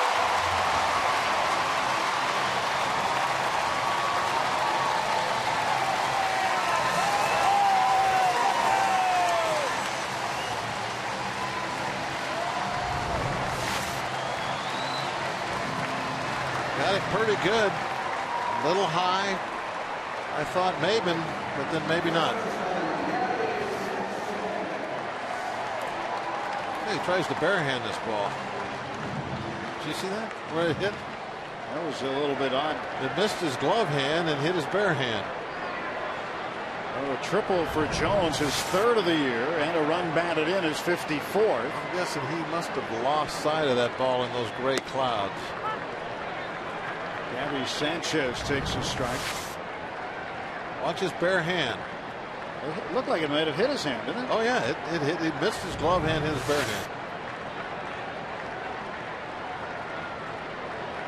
Well, again, something you don't see every day. Infield playing halfway, trying to cut one down if they can. Nothing will go right. Now everything's going right. Gabby Sanchez, who reached on an error and scored earlier in the inning with a 1-1 count. Inside 2-1.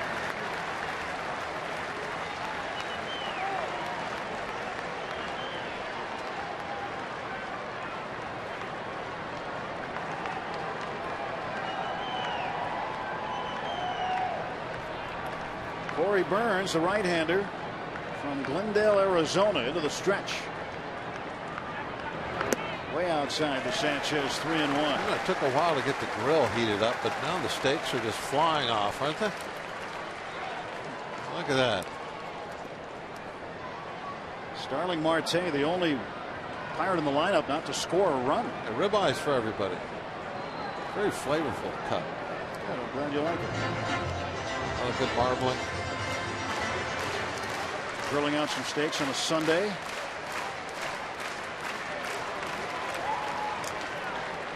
(3-1) to Sanchez from Burns, and he walked him.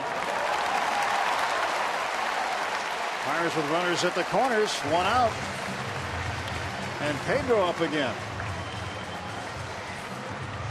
And Bud Black probably a little incensed.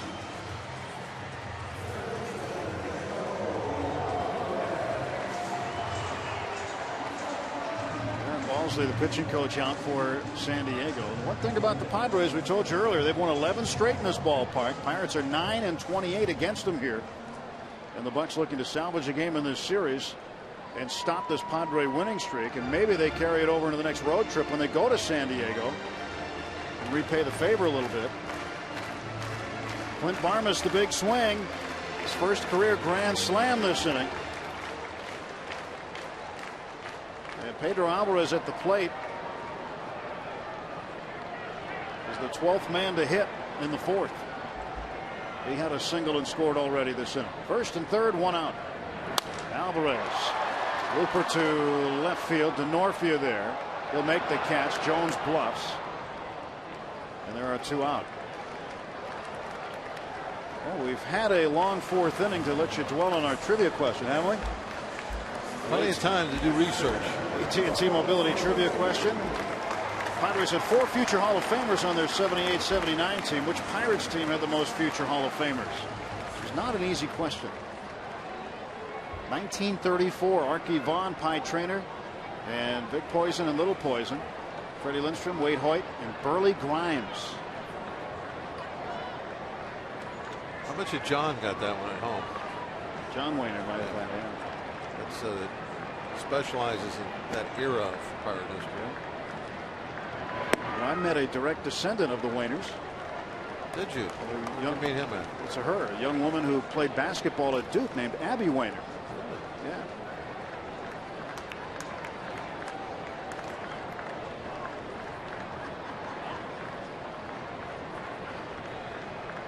1-0 pitch, and McHenry. Hot shot, base hit. Jones scores. Pirates have 10 on the board. Keep the line moving. 30th RBI for Michael McHenry. Michael forgot how to make a Z. Left hand up. Left hand up.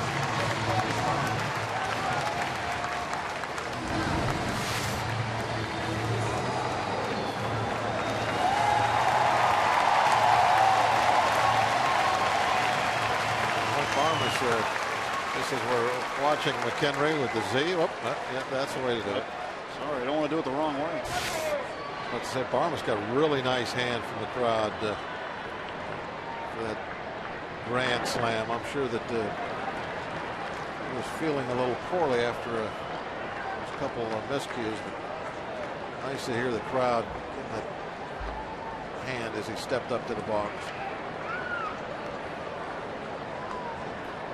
8 runs scored this inning, the most since the Pirates put 9 on the board last season. Sorry, did I say 8? 9 runs this year. It equals what the Pirates did last July 20th against Milwaukee at PNC Park. So a 9 spot this inning, 10 on the board total, 10-5 the score. Barmas will take a strike, 2-1.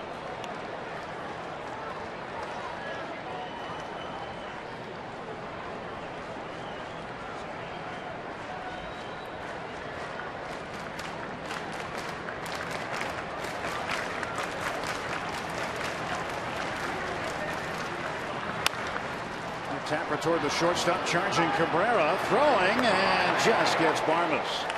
9 runs on the board as the Pirate bats explode against the Padres. It is a 10-5 lead after 4.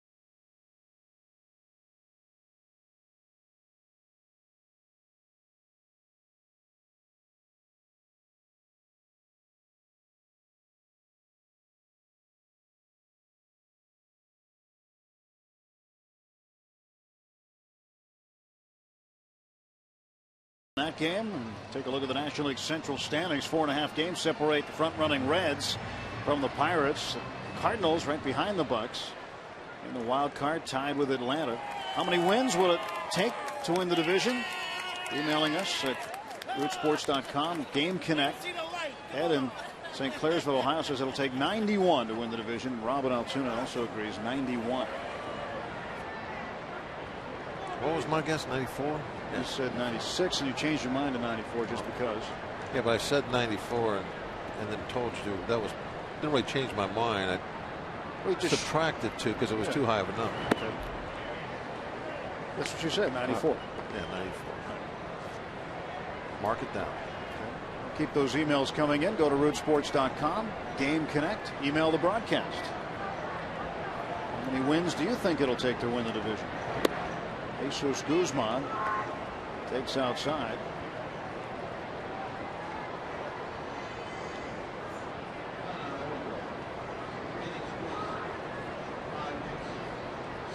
July 20th, 2010 was the last time they had 9 in an inning.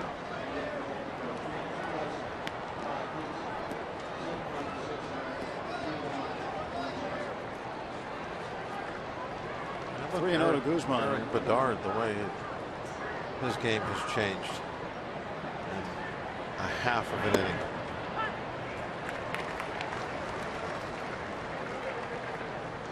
Down by 4 to up by 5. He's got to get through this inning to get a win. Being the 5th, every starting pitcher has to complete 5 if they want to get credited with the win.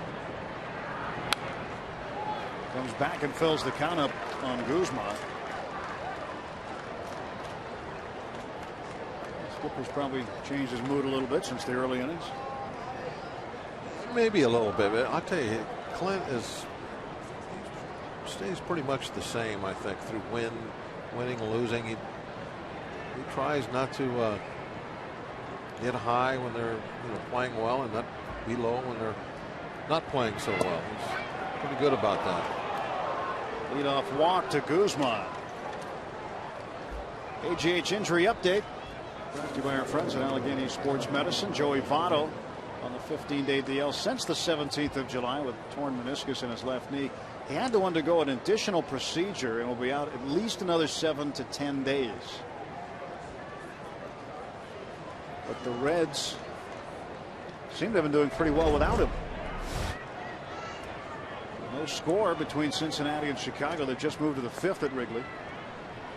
Did they forget something in there the first time? You never know. Maybe they left a wrench in there. Left a wrench in there. Yeah. Some kind of tool. Had to go back and get it.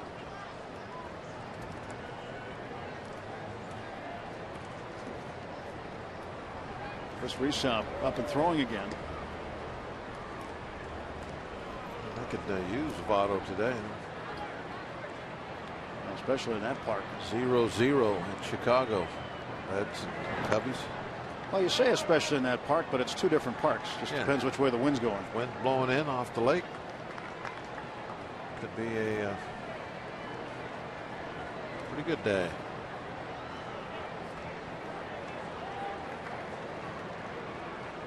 When you're in Chicago, you wake up and you do that. You look at the flags. You know what kind of a game it's going to be.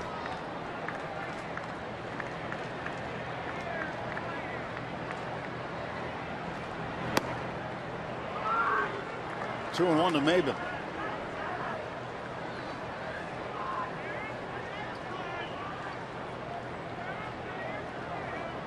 Wrigley Field might be the stadium with the most flags in baseball. Speaking of how important the wind is.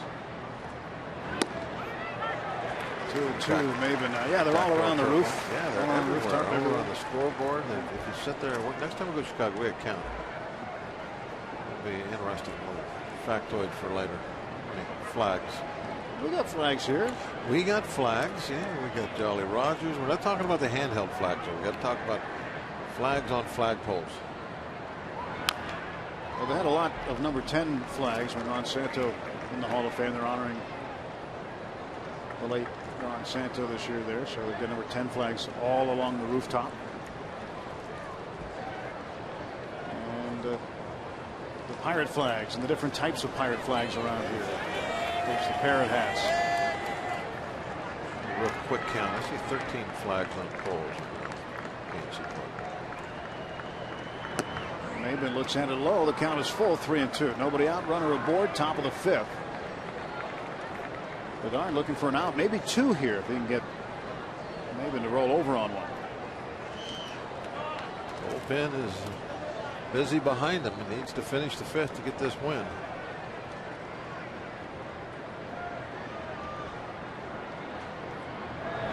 Got it. Maben down on strikes. That sets up a little better now because Everett Cabrera has grounded out twice and would be a double play candidate. With the breaking ball, 3-2 pitch.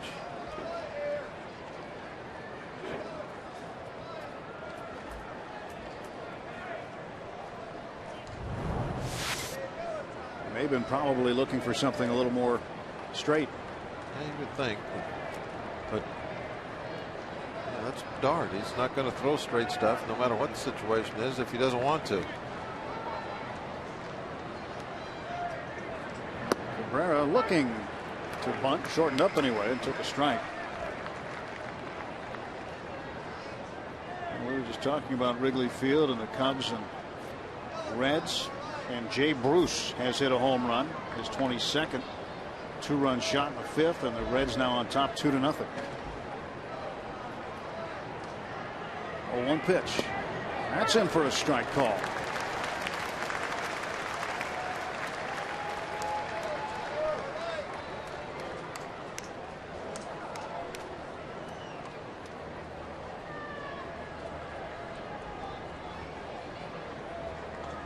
Up. He's got to be ready.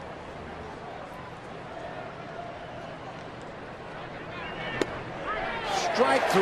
Good morning, good afternoon, and good night. Got Cabrera on 3 pitches looking.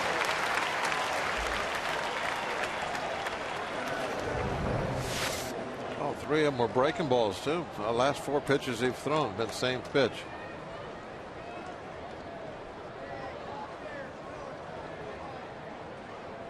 AGH Cam is great on curveballs.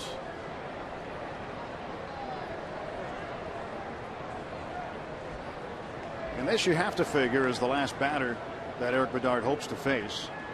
His spot is due to lead off in the bottom of the 5th. So they get through 5 and at least qualify for a win. At least that's the plan in his mind. He delivers ball 1 to Hundley. Needs to get 1 more out.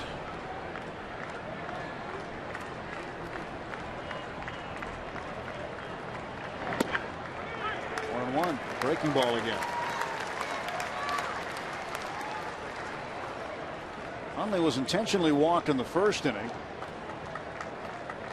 and then flying to right in the 4th. 0 for 1.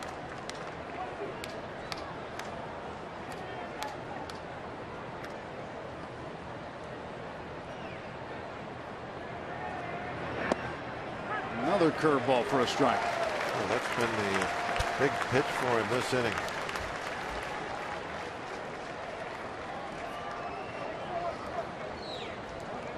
So Bedard's workday just about finished. Trying to finish off Hundley. The last curveball was pitch number 100. About half and half off-speed fastball. Most of those off-speed pitches when he's on the mound are curveballs. Trying to get it up to half and half.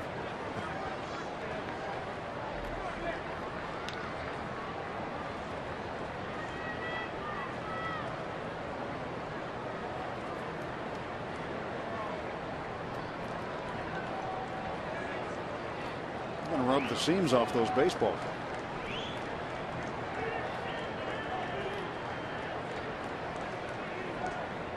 Two and 2 to Hundley. Our first is Guzman on the pitch. Fouled off.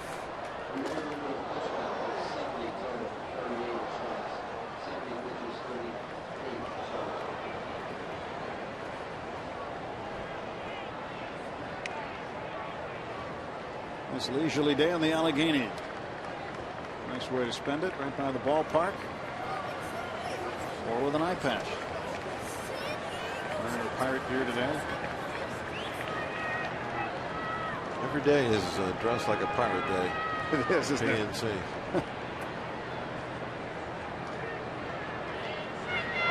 And Hundley looked at that breaking ball. That was right there.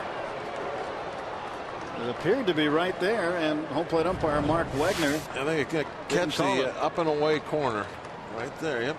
It was not, the whole ball not inside the strike zone, but it was on the corner, it looked like, and should have been low enough. Payoff pitch. Runner will take off here. And Bedard's 3-2. Swung on a miss, strike 3. After walking Guzman, Bedard finishes off the inning strong, striking out the side. 10-5 Pirates.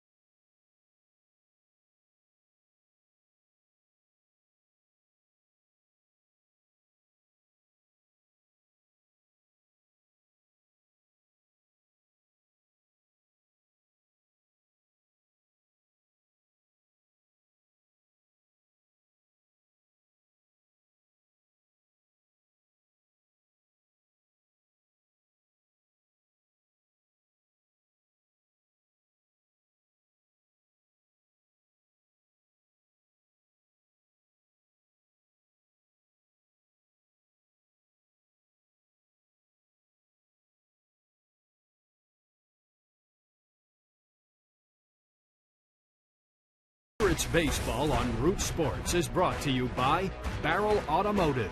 We're driven to be better. By PNC Bank for the achiever in you. And by Chevy Cruze, which offers EPA estimated 42 mpg highway. Let's go Bucks! Bottom of the fifth inning, Eric Bedard at the plate. Well, he's been on base twice. He's got a double, scored twice. And you don't think he's coming back out to pitch, but with a short bench, then Hurdle may be using him just to avoid having to use the bench at this point in time. Trying to go the other way. And Chase Headley retires him. He might just be putting him out there to hit doubles. Maybe. He was trying for another one right here. Scored a couple runs this afternoon.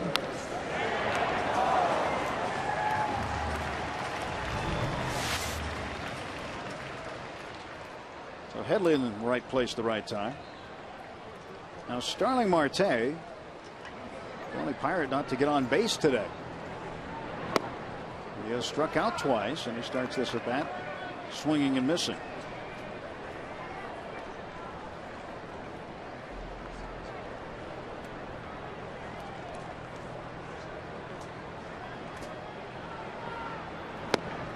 Strike two. Marte would like to join in. Seems kind of left out today. Didn't need him.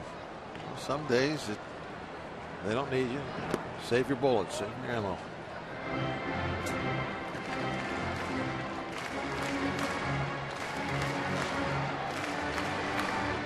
Clint Barmes, a grand slam in the fourth inning.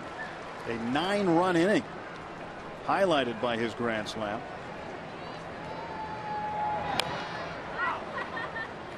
First one of his career. He's had some big home runs. That was one of his biggest.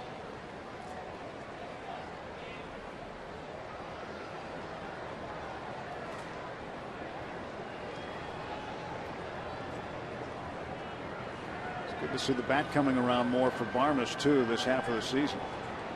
Had 2 hits on Friday night. Marte takes high, 2-2.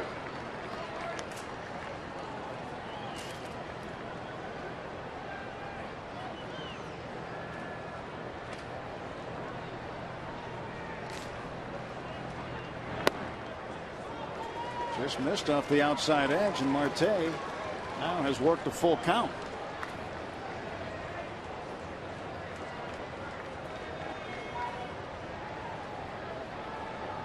Walker in the on-deck circle, and Marte awaits the 3-2. He's walked. So now every Pirate in the lineup has reached base at least once. Marte walking with one out. That brings Walker to the plate. Bucks host the Brewers Friday, August 24th in a divisional matchup at PNC Park starting at 7:05. A free shirt Friday. All fans receive a Pirates t-shirt courtesy of Sugardale. Come early for a block party on Federal Street before the game. Enjoy local live music and food. For tickets, pirates.com/free shirt Friday. Also in the Hall of Fame Club, the celebrity bartender that night is Sid Bream. Walker is 3 for 3. He's driven in a run and scored a run. And he's taken a pitch for the first time in the game. All 3 of his hits came on the first pitch he saw.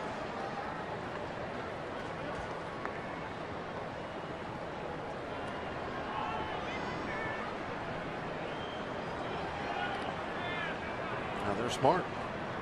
And throw him a strike on the next one. Just barely grazing the inside edge. 1-1. Walker saw his average dip to 286. He's been able to raise that up with the 3 hits here this afternoon. Walker up to 291.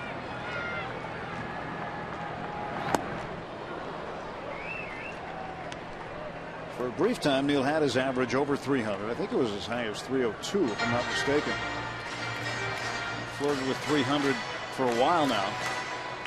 And if he puts together some of these 3-hit games, just even a few more 2-hit games, Just want to get that average back up there again. Pirates needing to drive in runs too. Marte off of first. Burns the 1-2 pitch. And Walker rips it to the right field corner. That is a fair ball. Marte around second. He's going to get waved around third. Oh, it was a ground rule double. So Marte's got to go back to third. Neil Walker wants to know why it was a ground rule double. Talking to Wally Bell. Get outside the yellow line. There's 2 yellow lines out there.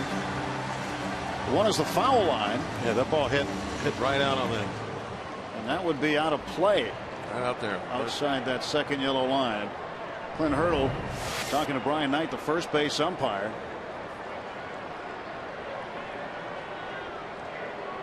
And that yellow line was new here last year. So it bounced up and right there, yeah. It's out of play. You're right above the groundskeeper's office window.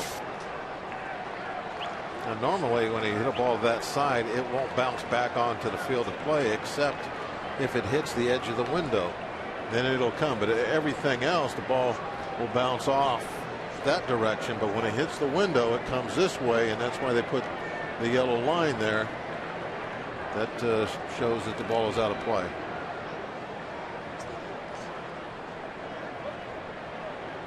Bud Black, Clint Hurdle's counterpart, has come out.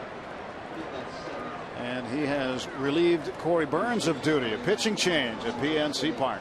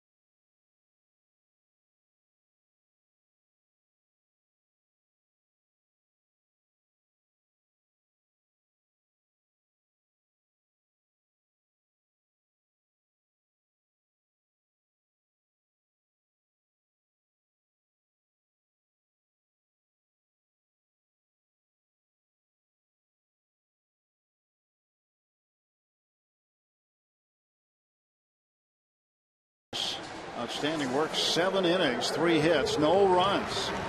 Striking out 4 this season. 2-0 with a 1.93 earned run average. And Luis Heredia, who on Friday just turned 18 years of age, he put up good numbers for State College too. So Pirates have high hopes for Luis Heredia, who's just only 18 now, starting to climb the minor league ladder. McCutchen swings and misses at the first pitch from Miles Mikolas. Alexei Amarista comes in at shortstop for Everett Cabrera as part of the double switch. So Amarista will come in, bat 9th, and that spot leads off in the 6th. McCutchen with a chance now with 1 out. Marte at 3rd. Walker at 2nd. 16th appearance for Mikolas this year.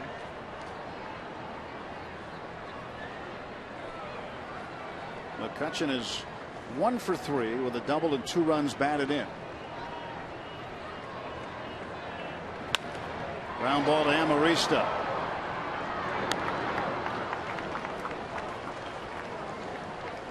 And that's the 2nd out. So nothing doing for the runners on the bases that time. And McCutchen doesn't get it done. It'll be up to Garrett Jones. And hopefully we don't need those extra runs that are out there right now. I was hoping that Cutch could have those RBI numbers. He He makes that march up toward hopefully 100 and beyond. Yeah, that would have been a good situation with the infield in. A lot of room behind him. But we'll have to wait till his next at bat. We're still in the 5th.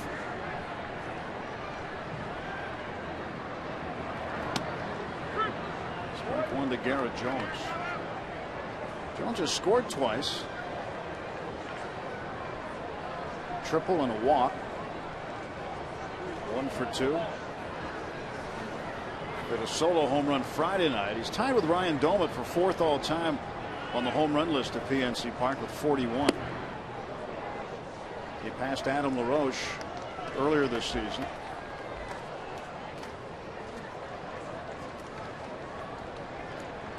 Hit safely in 14 of his last 18 ball games. Marte at third, Walker at second, 2 men out. The 0-2 pitch coming from Miles Mikolas. Jones pops it up. Third baseman Headley fighting the sun. Finds the baseball. No runs, 1 hit, 2 left. On to the 6th. 10-5 Buccos.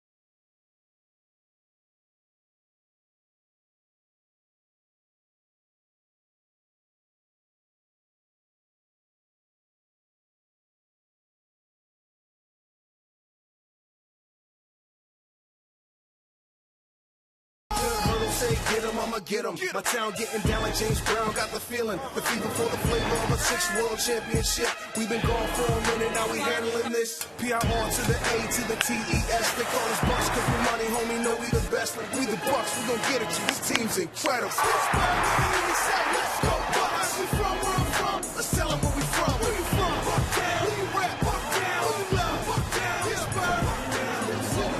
Barmes was fired up. He should have been. His first career grand slam. Open the door in the 4th inning. The Pirates a 9-run 4th. They lead this ball game 10-5. Barmes bat heating up a little bit. Now Chris Rhysop takes over for Eric Bedard. He'll face 9, 1 and 2. Amarista, Denorfia, and Forsythe for the Padres. The bullpen going to have to cover 4 innings this afternoon, but they got a nice little lead to do it with. 5 runs. Hopefully there will be no problems and they'll pitch like balls. Alexi Amarista's first at bat. Coming in as part of the double switch. Inserted in the 9 spot. And the pitcher Mikolas in the 7 spot. With Cabrera coming out. Gorgeous day here in Pittsburgh. Pirates looking to salvage a game in this 3-game set before the Dodgers come in for 4 starting tomorrow. Strike is called to Amarista.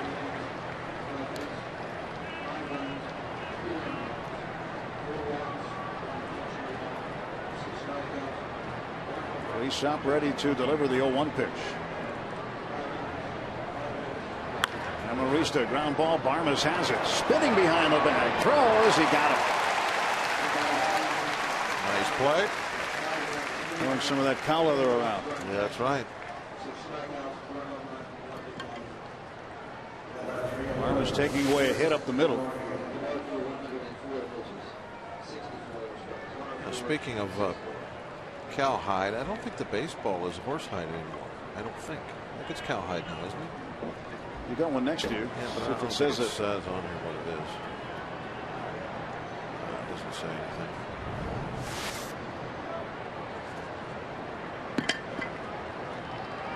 Feel the same to you? I think they changed years and years ago.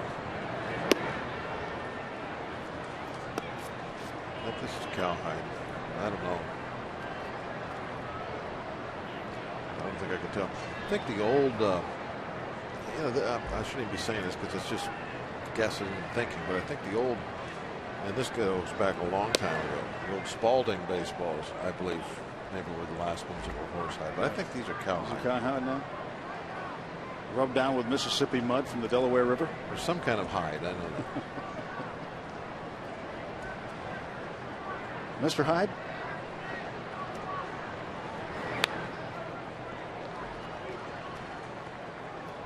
Here's Denorfia, 2-1. Denorfia had everybody with long faces after the first at bat of the ball game with a solo home run. You're thinking, uh-oh, here we go. But the 9-run explosion in the 4th inning for the Pirates has changed all that.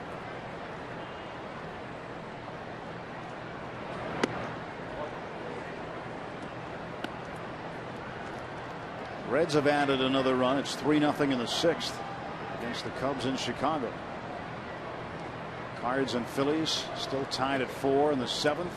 Dodgers on top of Miami 5-0 in the 9th. Atlanta and the Mets later. Denorfia takes a strike in the corner.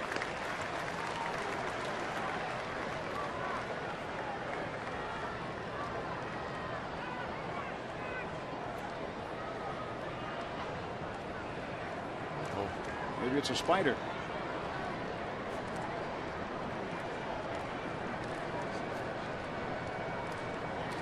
You know anybody who doesn't like spiders, Bob? It could be a spider by home plate. That had to be a bee or something. Yeah, a big long web to get them there.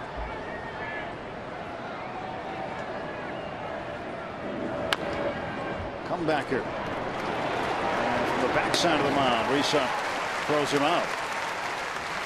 Let's check in with our man Dan down by the dugout. All right, Tim, you know, the Padres recently agreed to sell the club to a group that includes former Dodgers owner Peter O'Malley. Also involved in the group is pro golfer and San Diego native Phil Mickelson, who is a lifelong Padres fan. It's a first from Phil, but the O'Malley family used to own the Dodgers. Now, here's a little history lesson. Walter O'Malley bought out Branch Rickey's interest in the Brooklyn Dodgers back in 1950. Rickey then went on to work for the Pirates and would eventually steal who? Roberto Clemente from the Dodgers right. in 1954. And, of course, the rest is history. Got him in the Rule 5 draft. Yep. Forsythe thrown out by Alvarez.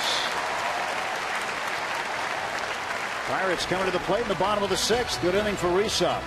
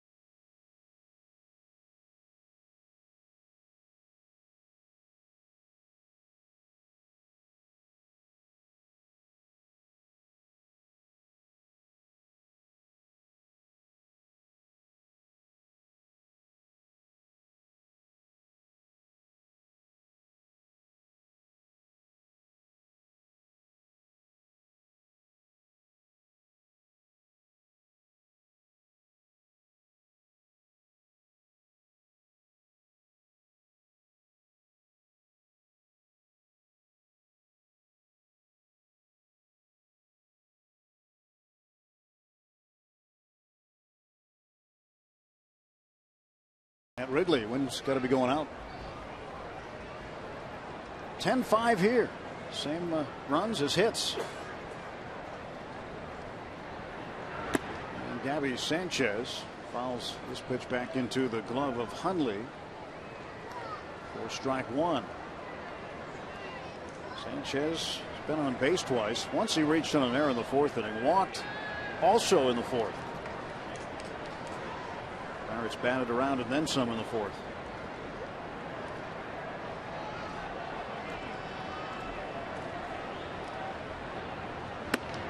I got the word from the brain too about the cowhide.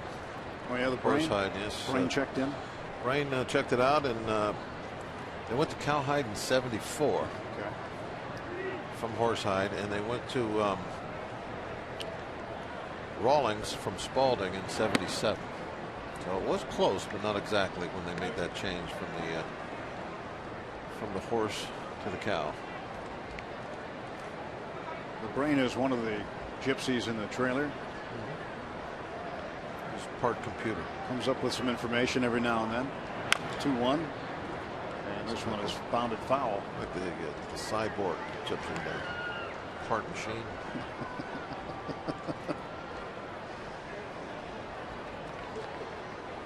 Yeah, we never hear from him. We didn't know he was down there. We wouldn't know he was down there. Never hear from him. Except when you ask a question about horsehide or cowhide. He just blurts it out. 2-2. Sanchez rolls it foul again.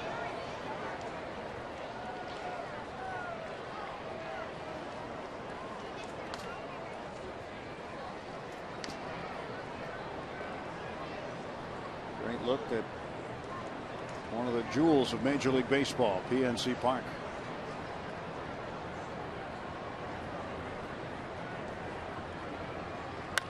Sanchez to right at Quentin.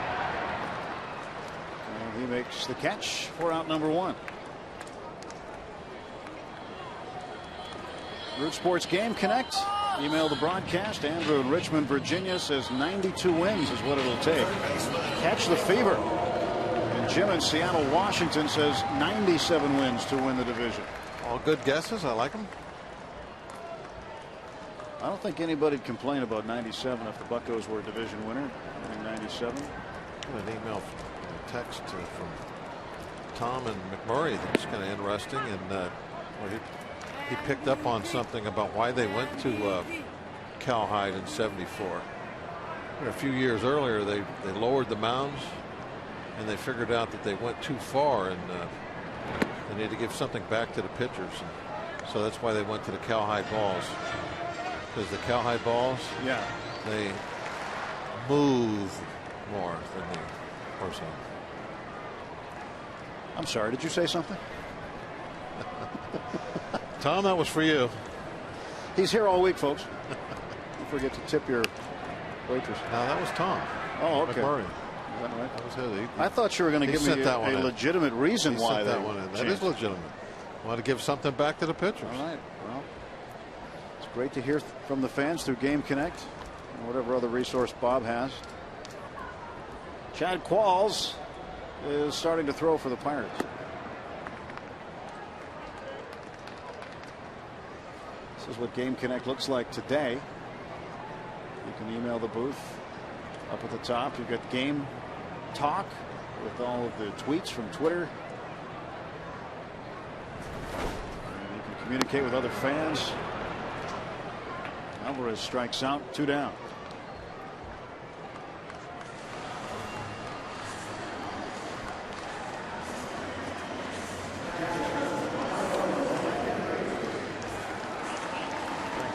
Calm down here a little bit.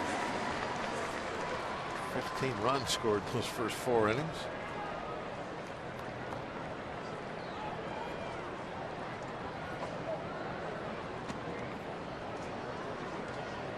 Two down for Michael McHenry. Came up with a 2-out RBI single in the fourth. Just assume things just stay calm now. We can just zero out to the end of this ball game. Win at 10-5. That'd be nice. McHenry had 2 RBIs in the fourth. He walked with the bases loaded and drove one in with a hit. A hungry man. He needed 2 steaks.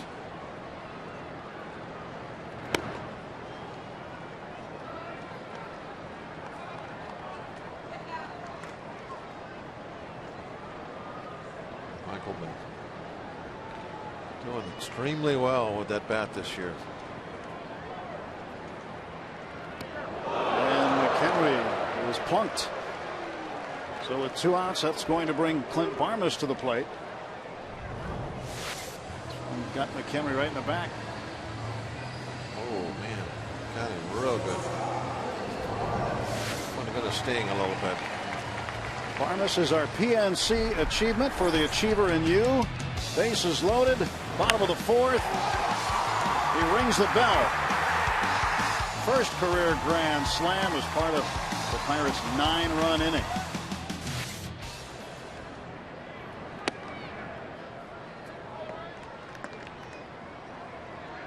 That has to feel so good for him too, because he's had times where he's struggled a bit. He's seen his average climb. It's not a big average, but compared to where it's been all season, at 216, it's good because of where he's been able to hit recently and the way that he's been able to hit recently. He's got to be feeling better about himself at the plate.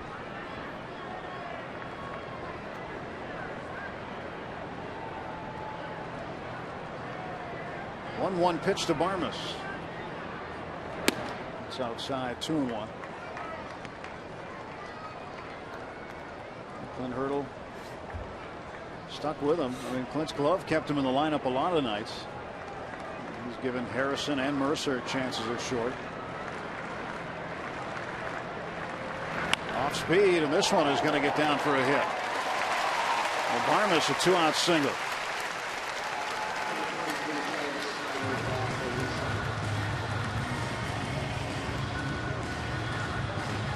That's good to see right there.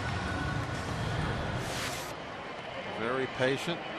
Finally got something solid on the plate. Ripped it in the left. Notice all those pitches, though, that if you're really throwing the ball where you want to, those pitches are down in a way, not just away at belt high. 2 on him, 2 out. Nicholas now will face Travis Snyder. Left the game early, strained the back of his right hamstring, but recognized it, came out of the game, and he swings and pulls this one foul on top of the Padre dugout. He was the guy that broke up Jason Marquis' no-hitter in the 7th inning. Like, Marquis had never taken a no-hitter that far. Snyder had an infield single up the middle. Was knocked down by the second baseman Amarista. He was able to reach to break up the no-no. It was the first time in Marquis' 287 career starts he carried a no-hitter through the first 6 innings of a game. His closest flirtations were spoiled with 1 out in the 6th. Pittsburgh's own Donnie Kelly, and he was with the Pirates in 2007, broke one up. And Seattle's Michael Pineda, in his only major league hit last year on the 23rd of June, broke it up.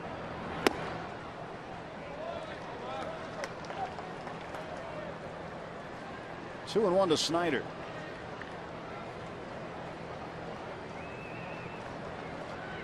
Good to see Snyder back out there today. A little concern last night when he came out of the game with that tightness in his hamstring. Snyder had a home run Friday night. It was his first in the National League, 4th of the year. He had 3 with Toronto. But that home run had a little significance to it because it was the 800th home run hit by the Pirates at PNC Park.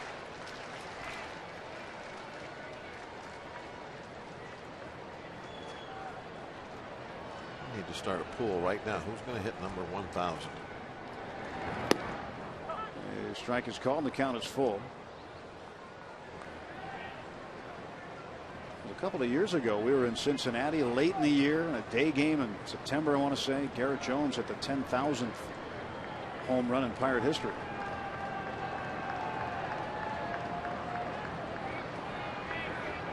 Payoff pitch, runners go. And it's inside ball 4, and the bases are full of Bucks with 2 down. Pinch hit walk for Snyder. And back to the top of the order, and Starling Marte. Darren Balsley, the pitching coach, will come out and have a word with Nicholas again. 10-5 Pirates are in the 6th. Meeting at the mound.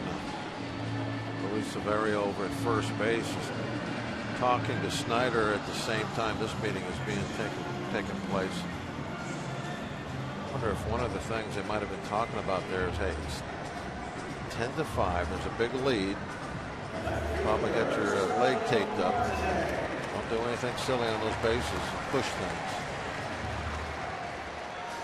If you don't take care of the hamstring, you can end up with a lingering problem. Here's Marte, reached via the walk in the 5th.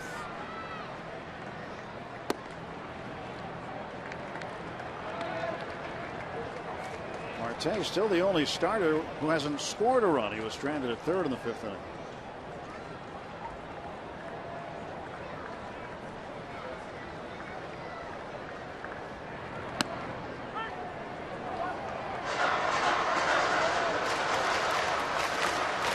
To Starling Marte. His mate's keeping an eye on him.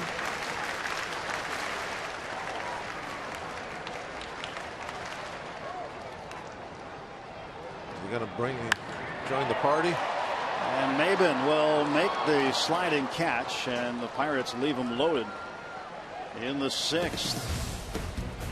10-5 Pirates.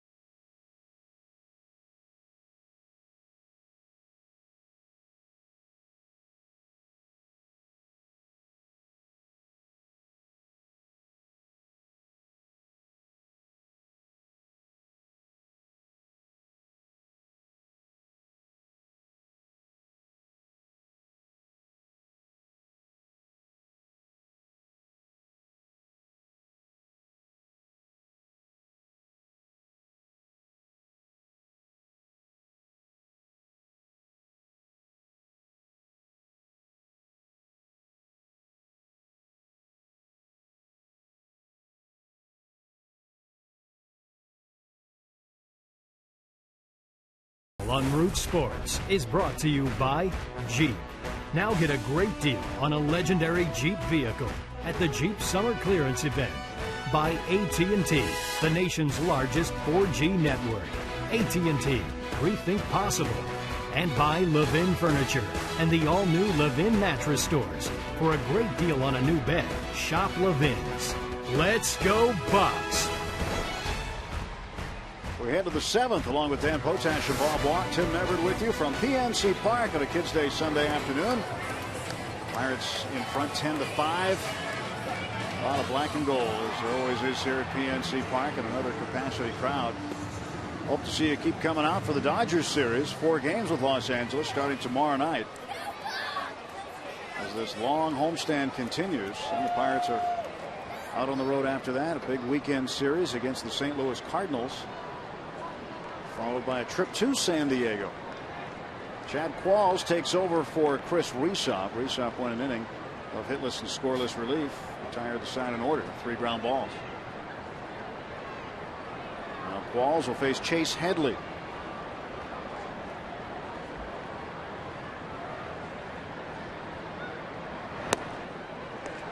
First one by him.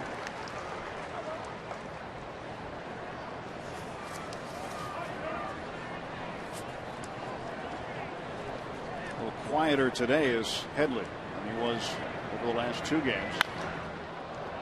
in the air to left center field and deep. Marte in the notch makes the catch.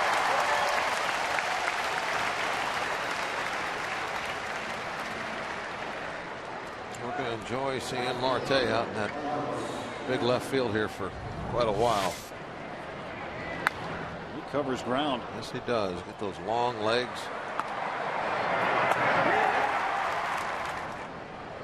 Got out there easy.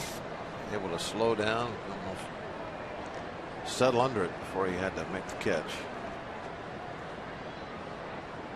Carlos Quentin, swing and a miss.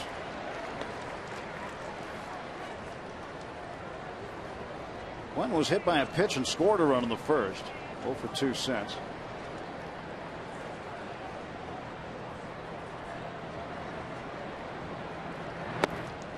One ball, one strike to Quentin. Quentin grew up in the San Diego area, so when the White Sox traded him to the Padres in December, it was okay by him. He was making a homecoming. Went to school growing up at St. Pius Elementary in Chula Vista and University of San Diego High School.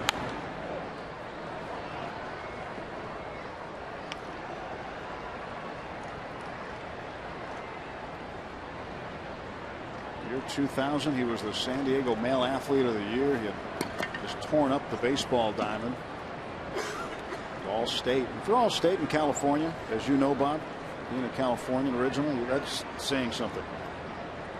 A lot of talent in that state. It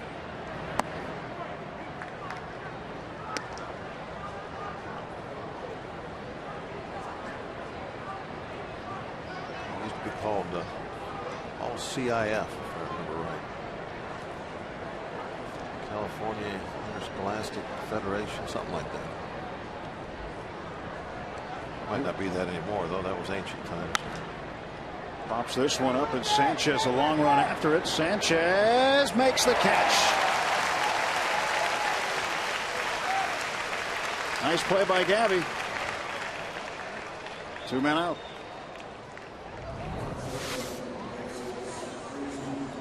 A little bit off the end of the bat, went nowhere. Just a pop fly down the line. And Gabby's looked good at first base since we got him.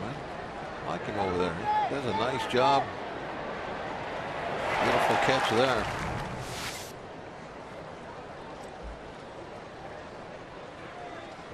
Saw Gabby the morning he was reporting for duty for the Pirates after the trading deadline. It was a morning or an early morning game report time at Wrigley Field.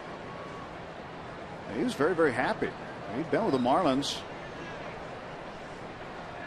for a long time, but things hadn't worked out very well for him there this year. He spent a bunch of the year in AAA and got a chance to come back to the big leagues and be a part of the lineup regularly. From the Miami area, right? Yeah, went to the University of Miami. I mean, it's kind of like what we just talked about with Quint. Said, you know, I'm sure he was very happy, but it's kind of a tough thing. I'm sure leaving South Florida. Good career move, but been there for a long time. Very settled in. Jesus Guzman swings and misses for strike 2. Well, the South Florida weather in November is a little different. December as well. No games at that time. It's all right. It's a trade. You don't get too many hurricanes up here. It's true. Pittsburgh. We're safe from the hurricanes. Always a trade-off. Did he go? No.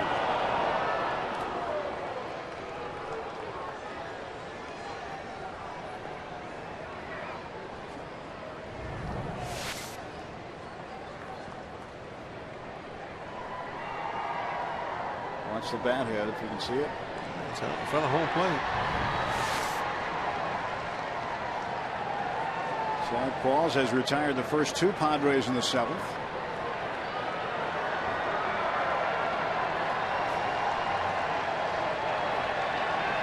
Two. Swing. He got him on a foul tip. 1-2-3 for Chad Qualls. Stretch time at PNC Park. 10-5. Pirates with the lead. We keep you here at PNC Park and take you around the ballpark for the 7th inning stretch. First for God Bless America, and then take me out to the ball game on this gorgeous Sunday afternoon, Kids Day. Ladies and gentlemen, we invite you now to stand and join the Pirates and Major League Baseball as we remember the lives lost on September 11th, 2001, while offering support to our troops here and abroad. Here to lead us with God Bless America is Ren Capri. Joining Ren on the field is Chief Petty Officer Dan Day. Currently stationed in Norfolk, Virginia, Dan is retiring after 23 years in the United States Navy. During his career, he has been deployed over 6 times in support of various United States efforts. And we salute him for his lifelong service and devotion to our country.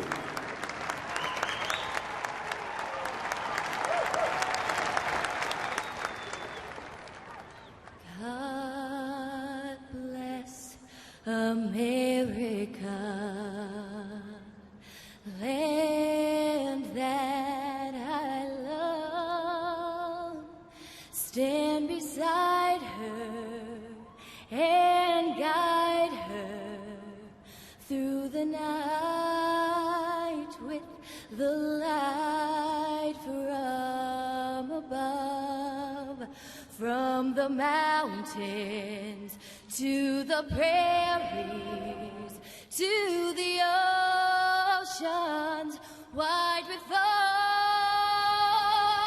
God bless America, my home sweet home. God bless America, my home sweet home.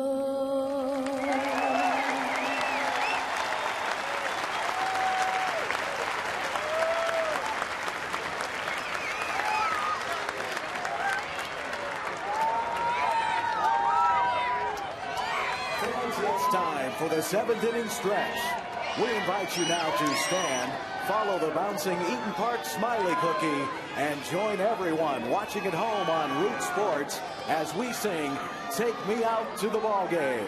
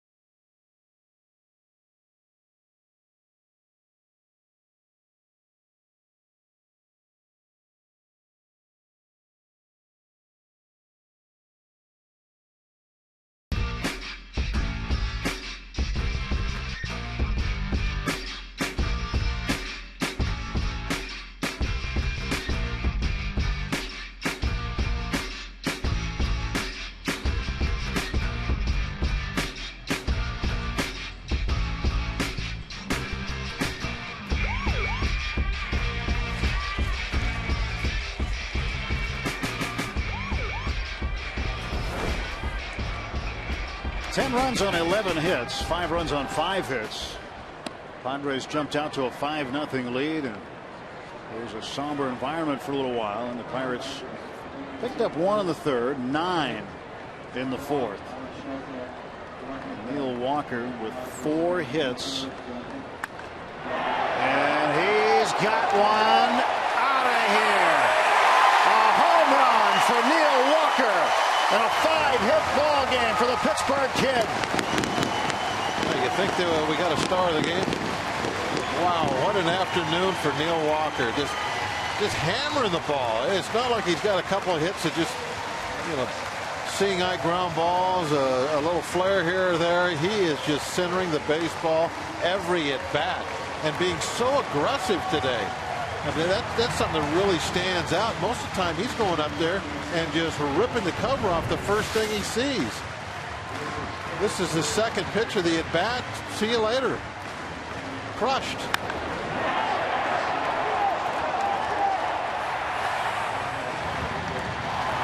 Tim, this is something we probably might be looking for now over these next few games with the Dodgers, to see if Neil keeps going up there with this aggressive approach that he's got right now.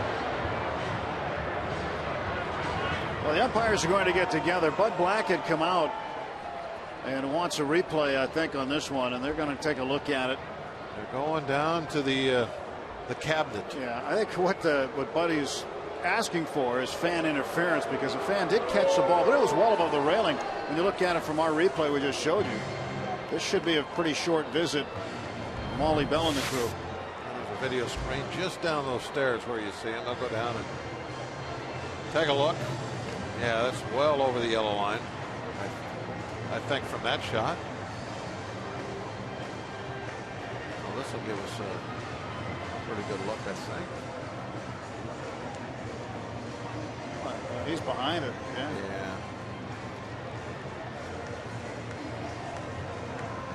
That's a home run. I don't think it'll take the umpires long to figure this one out. Walker. It's a nice catch. That's a pretty good catch. Little backhand, had to reach on a little to his right. Little lateral movement. Nice job. Put that cowhide covered baseball on the mantle somewhere. A little memory of Sunday afternoon at the park. So Walker greeting the new reliever Brad Boxberger with what appears to be a home run at this point in time, and as soon as the umpires come out and one of them waves his finger around in the air, indicate a home run, it will be his 14th. I don't know, maybe they stopped for refreshments on the way back. I don't know. Boxberger threw one to go.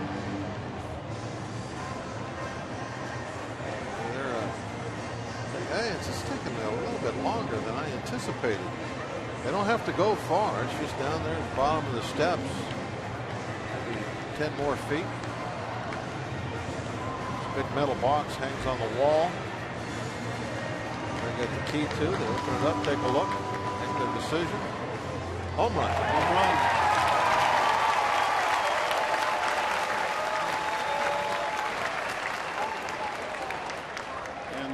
Explanation, which is a good thing. I think the umpire comes over and explains to Bud Black what they saw on replay.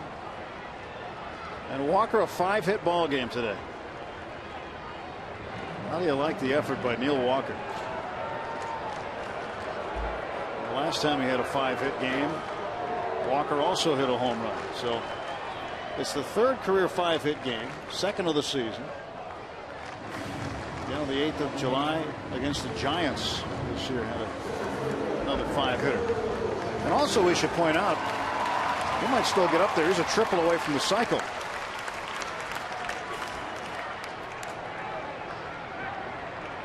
(11-5) Pirates. And now McCutchen takes a strike from Boxberger.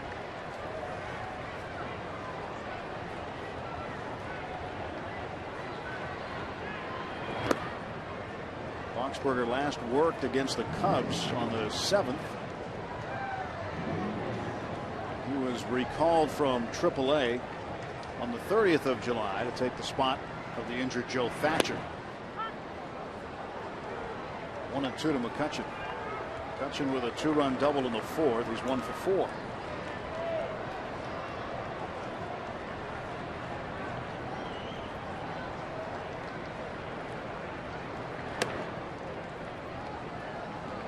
was originally brought up was on the 10th of June, made his big league debut that day when Boxberger was called up from AAA Tucson. And Neil Walker smiles for everybody in the dugout. And Kutch slaps one up the middle. That guy to winner. Definitely sounded like it has seen better days now. 42nd multi-hit game for Andrew McCutchen. Oh yeah, you can see it right off the end of the bat. A little shiver.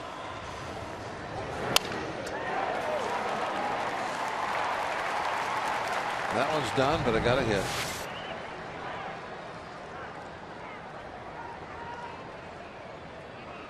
Nick Hundley into position first baseman Guzman. Now he's back behind the plate waiting for Garrett Jones, and Boxberger out of the stretch delivers inside to Jones. Well, a couple of stars in this one. Certainly Clint Barmas, a 2-hit day and a grand slam. Neil Walker, a 5-hit day. Home run, an RBI single. He had a ground rule double. That snapped an 0 for 11 skid for Neil, and he did it with an exclamation point today.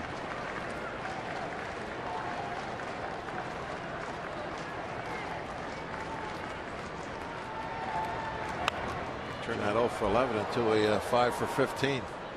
That'll work. I think about the different ways you look at things. The way you group stuff together. Look at the 15 at bats. You got 5 hits. Wow, that's pretty darn good. And the 0 for 11 just disappears. Brings his average from 286 up to 294 in one day. Jones hits this one well to center field. Maben to the track. Makes the catch up against the bullpen wall, and McCutchen back to first. Very similar to the triple, wasn't it? Yeah, same place. Almost identical play that time. Maben made the catch with the cowhide instead of the back of his throwing hand. Watch this play. Gets there right in front. Reaches up. Hits the fence. Now the triple is almost the exact same spot. As he was reaching up to touch the fence, he missed the ball and it came down on his bare hand. Garrett easily got 3 bases out of it. Got a lot of crazy stuff in this game this afternoon. The very first inning, early on, a little sloppiness on defense from the Pirates, but they cleaned that up and put that 9 spot up. That was just an amazing bottom of the 4th inning. 9 runs. Here's the triple, same spot. Over the top of the glove, bam, right on the hand this time. And that went for 3 bases.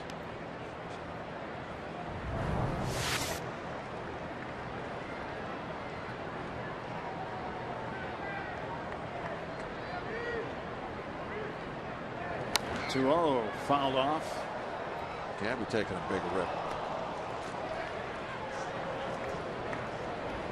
Sanchez, so far in July, 375 average combined between the Marlins and the Pirates.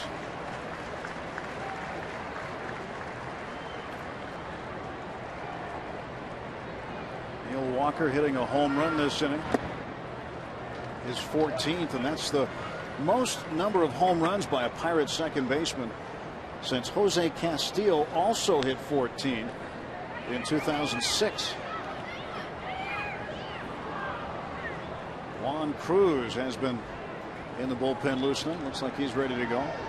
Expect to see him today. Just activated off the disabled list. Jared Hughes being optioned to AAA to make room for Cruz. And a strike call to Sanchez. Count full.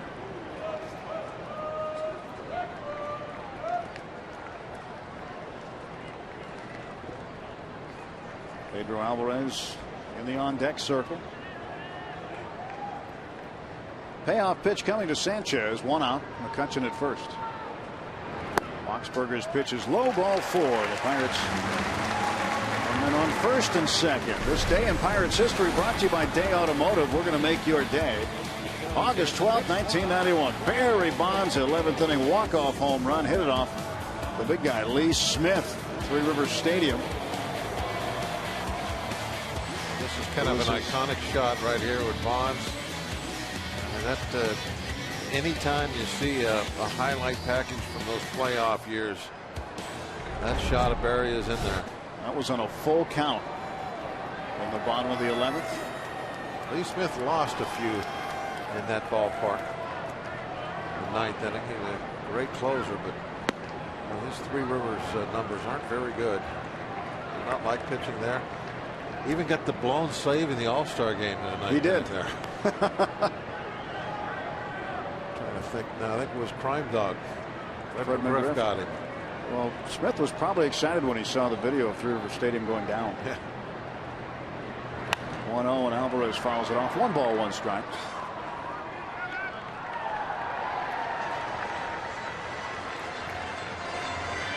Well, when you look at this ballpark, it's a nice change.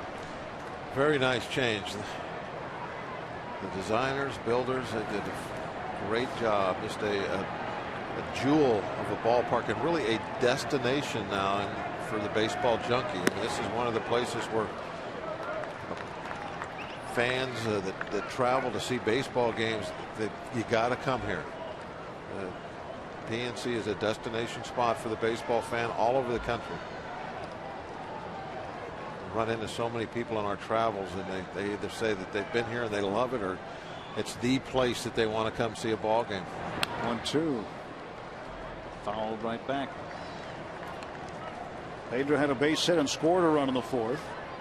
But then again, you could say that a lot of people scored a run in the 4th. Everybody did except for Marte. A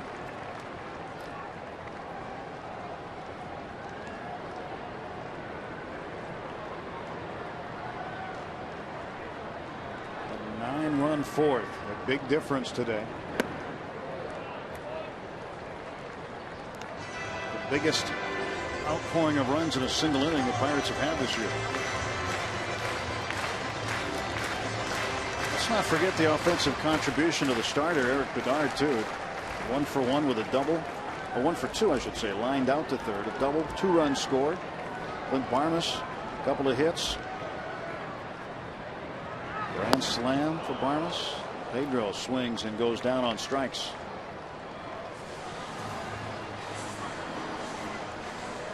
Barmer's back up there. See if we get the 3-hit day. Well, he'll have to wait, but Henry's first.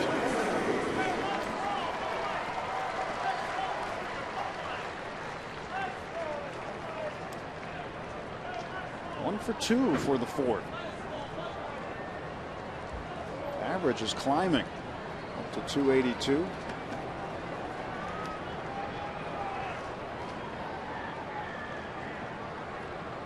Boxberger delivers outside.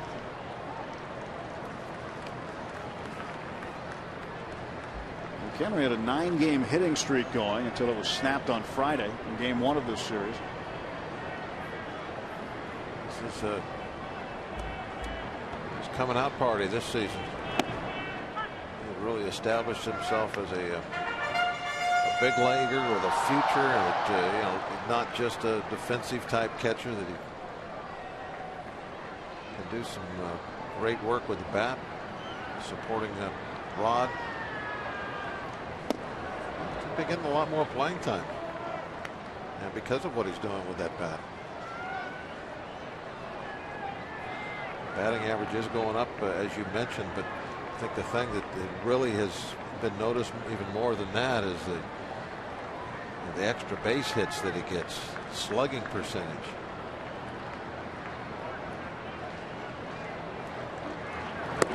Henry takes 22 of his 42 hits this season have gone for extra bases, including 12 of his last 22. So he's been getting the 2-base hit and the home run.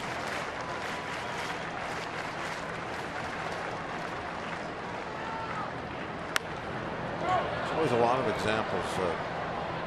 It's not always the first round draft pick type guy that you can go out and build your team with. Sometimes you can go out and if you find the right players on other teams' AAA clubs, you can get really nice pieces that fill out your club, and that's what Neil was able to do with McHenry. Strike 3 called on the inside corner. And McHenry down on strikes. Pirates get 2 hits in the inning. One of them left the yard as Neil Walker hits his 14th homer of the year. Walker with a 5-hit afternoon.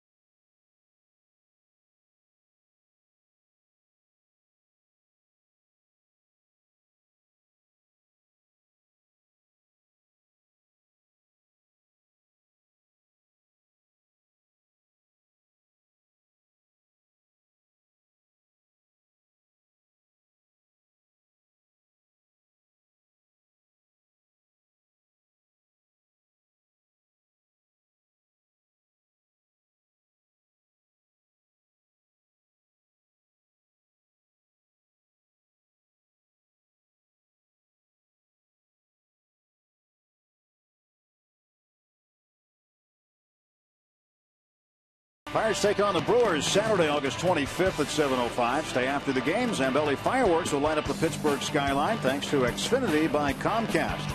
It's also an Eden Park Scratch and Win Saturday, where all fans receive a scratch card good for prizes from Eden Park.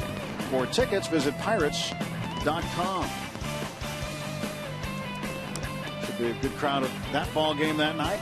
Great crowd here today, and exceptional attendance all weekend. 35,352 today. A 3-game series, over 113,000. It's the second highest total for a 3-game series at PNC Park. The highest total last year in June when the Boston Red Sox were here. The Pirates drew 118,324 for that series. But the second highest 3-game series attendance wise. And all the folks in Pittsburgh entertained all weekend long, and getting treated here today to an offensive outburst by the Bucks. Juan Cruz making his 38th appearance, first since being activated off the disabled list this morning. Nice to see Juan back out there. I think he was one of the major pieces in that bullpen that became so dominant here in the National League. Pitched a lot of important 8th and 9th innings, even picking up a couple of saves early. It's good to have him back in the fold, back out there healthy.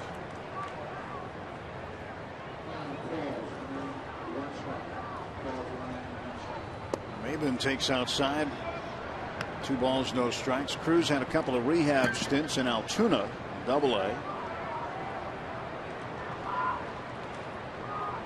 And the right-hander's 2-0 pitch. On a line right to Marte. And he'll trap it. So a hit for Maben. His first of the afternoon.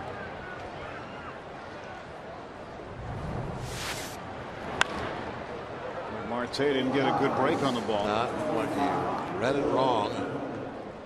Kind of came around circling it. Short hopped it into the glove. First step. Maybe it wasn't straight back, but he was going to give ground a little. He was ready to perhaps have to race into the notch.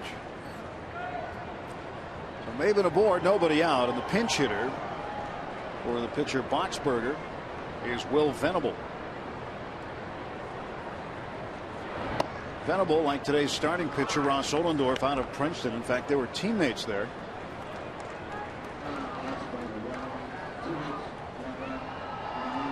One for 17 as a pinch hitter. Overall hitting .246 with 7 home runs and 32 knocked in. And a ground ball to second. Walker will have 1 out. He'll get Venable. He might have been thinking about the tag before he caught the baseball. Yeah, he was going to bring that glove up as he's catching the ball and tag at the same time, and just popped out on him. He's trying to charge as fast as he can, get up there into that baseline and make the tag, and it hit up high in the glove, so, you know, right up there by the heel, and that's why it wouldn't stick. Maya lifted his head just a little bit. See where Maben was. The catcher Nick Hundley at the plate. He's 0 for 2. Intentionally walked once, struck out once, and flied out once.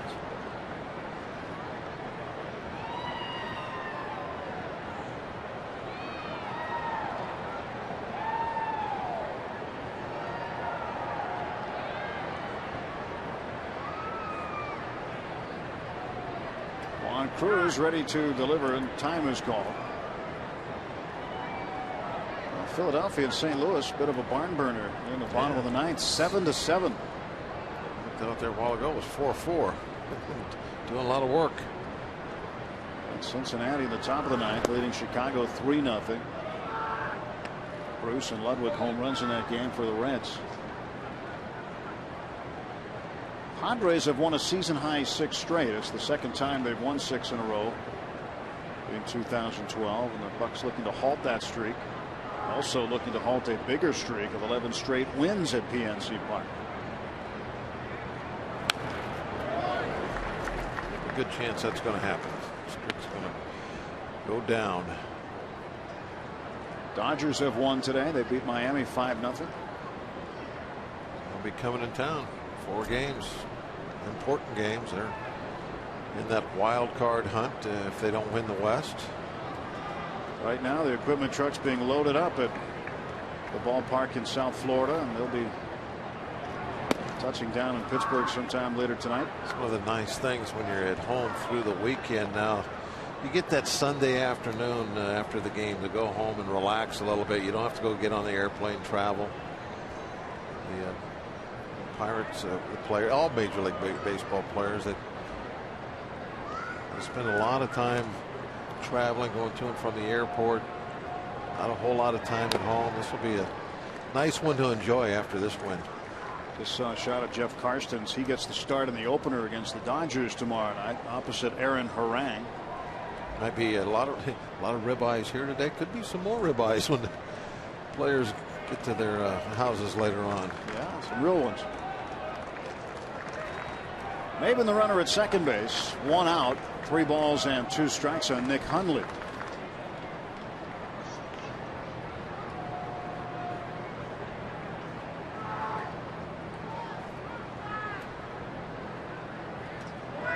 Payoff pitch, popped up foul, back and into the seats. It's going to make it all the way into the club level.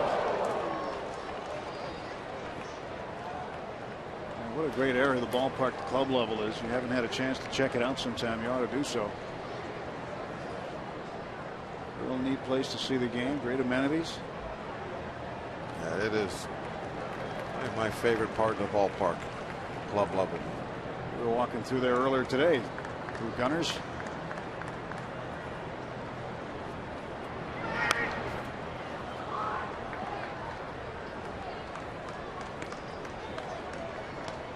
Hundley stays alive, 3-2. Keystone corner. Should go farther down the down left field line. side. Yep.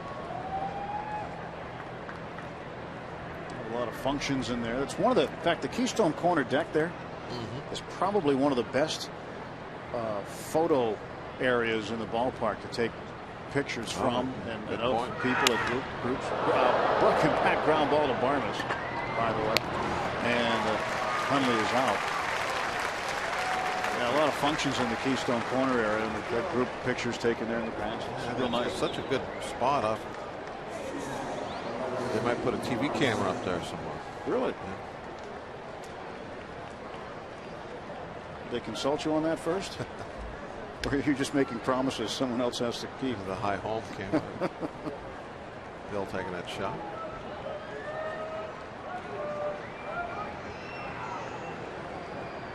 And in right field, Club 3000. Is there really a bad place to be? There's our man Ricky throwing the Cracker Jacks around.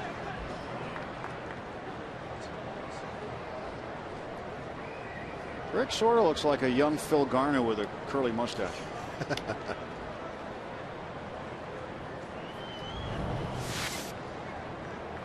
Or to get hit.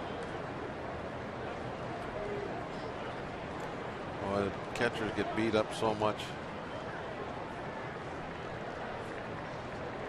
It'd be tough to get those guys through the season without any kind of injuries. The Pirates have been very fortunate to this point, knock on wood.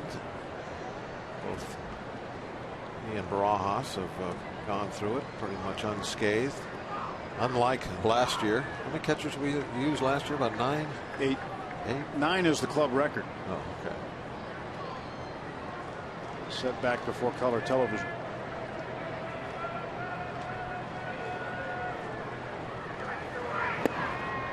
Alexei Amarista, big cut.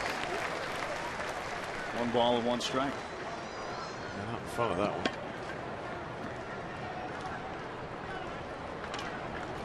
Tony Watson throwing for the Pirates. Alex Hinshaw, also a lefty, going for the Padres.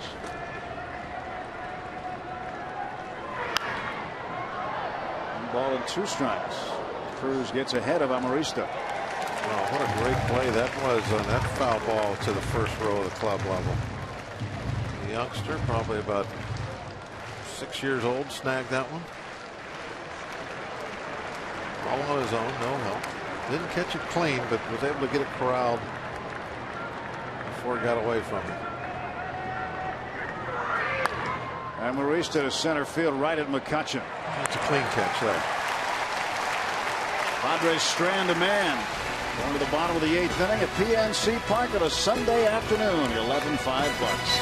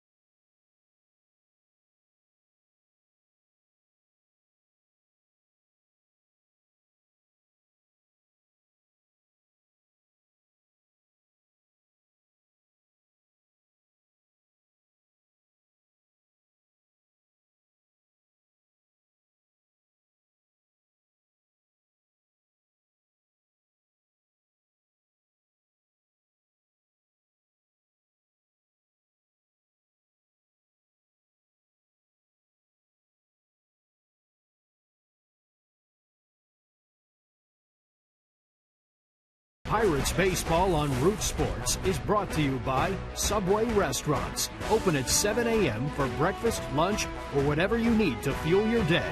Subway, where winners eat. Let's go Bucks! 11 runs, 13 hits, 2 errors. 5 runs, 6 hits, and 1 error.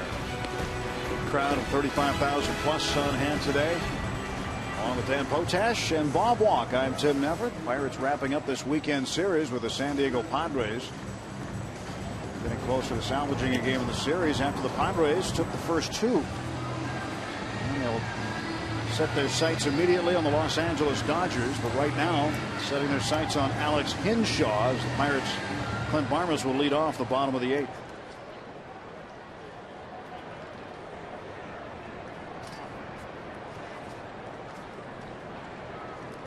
Pirates will get a shot at a lefty. What they can do. Hinshaw backed up Edinson Volquez in game 1 Friday. Gave up 2 runs in 2/3 of an inning. Barmes, a pair of hits, grand slam home run and a base hit.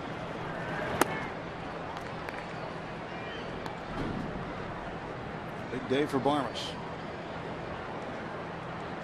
Has committed an error in the field, but I think most people have forgotten about that by now. Yeah. Actually, it was 2 errors. See, I told you I forgot about one. I can only remember one, though. Well, Cameron Maben. Throwing error. Yeah, the first inning. The throwing error on the would-be I double play remember ball. the other. I remember the other one when and he bumped into Pedro on the fourth. Ran into Pedro on the ground ball between them. But hit a grand slam.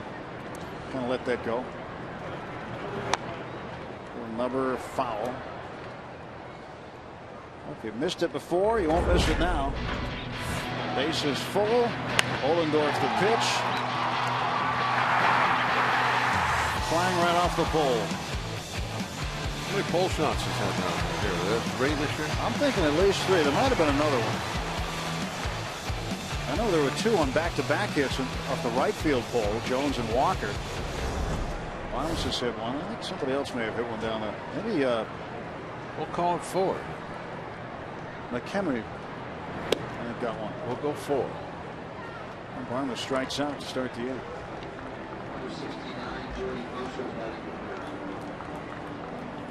Keeping a much cleaner scorebook than That's most. way nicer than the one you have. Yeah. That is very nice and neat.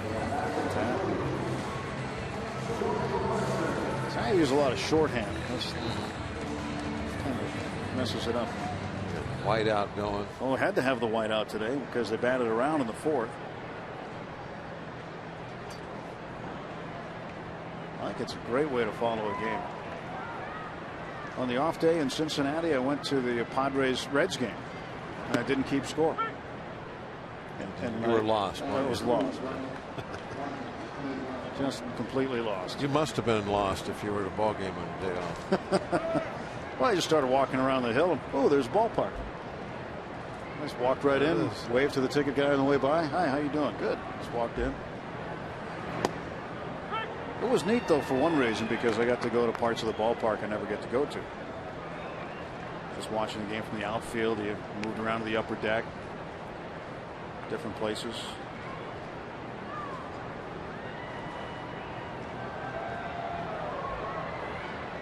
No balls and 2 strikes to Jordy Mercer. Hinshaw's pitch. Up in the air to the right side of the infield. It'll be Guzman with a catch. 2 men out.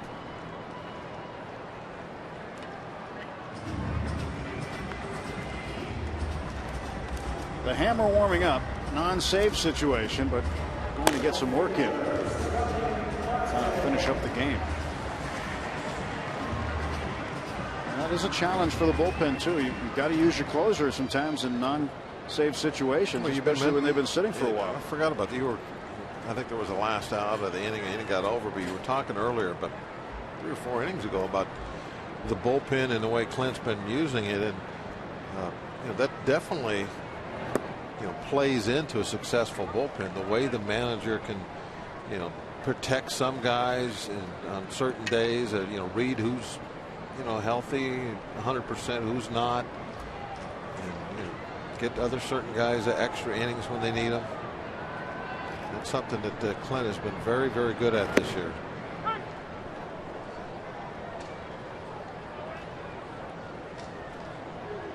Oh, 2 to Marte.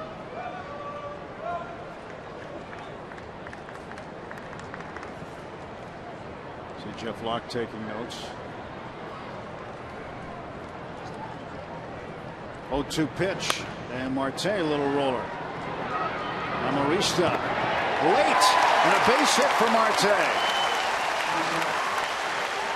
And now he does join the party. He's got his first hit. He's got the excellent speed, and even though the score is the game's been decided here, not backing off, wants that base hit. Amarista, I just don't think he had time to be setting his feet, taking a crow hop, all that stuff. Not with Marte going down the line. The Mateys. You know, there's probably been more Marte signs around here than anybody else this homestand. They're all over the place.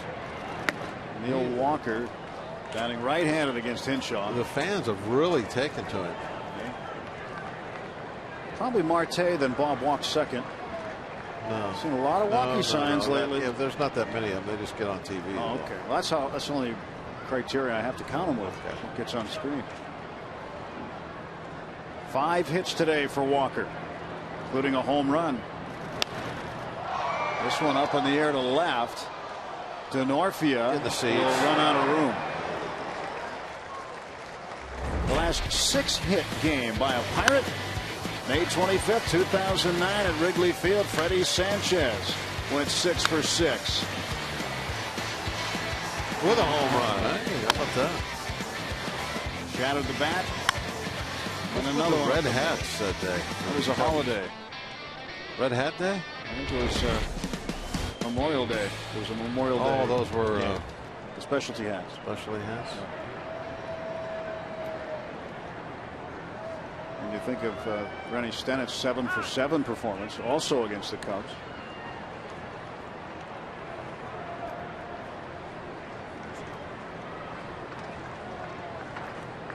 Good looking hat. Nice logo on the back. Who was the last Pittsburgher to get 5 hits in one game? John Wayner. There you go. Against the Atlanta Braves. And I think if you ask John, he'll tell you that if you put all 5 hits together, they wouldn't have gone out of the infield. Not for him to say that. John's always liked to kind of be a little modest, but I'm sure at least a couple of those hits were. Well, one of them got out over the Pretty second base and into the outfield. So you got one out of the infield. 3-1 to Walker. And Pirates bench coach Jeff Bannister made his debut against the Braves that night. Major League debut, got his hit. In the same game. Same game. It was a milestone night. That game has bonded Jeff Bannister and John Wayne. Yeah. We have to start calling that the 6-hit night. They both had 6 hits combined. This one goes to the backstop and down to second base goes Marte, and Neil Walker a base on balls. Well, that took a crazy hop off the limestone.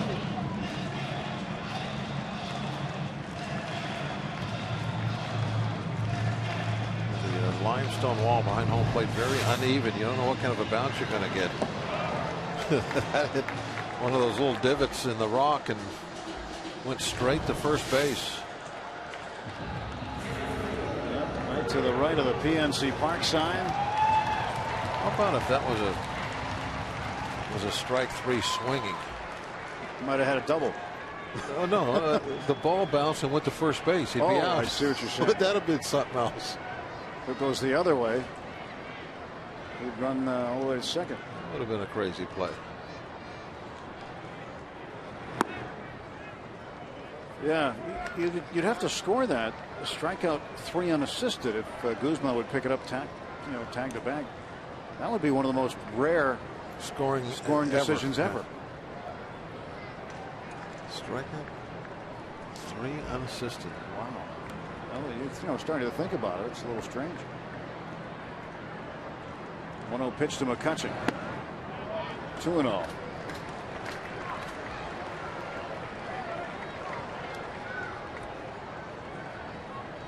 So Walker will not get a 6-hit day. He'll settle for 5 for 5. I think he'd do that every day of the week.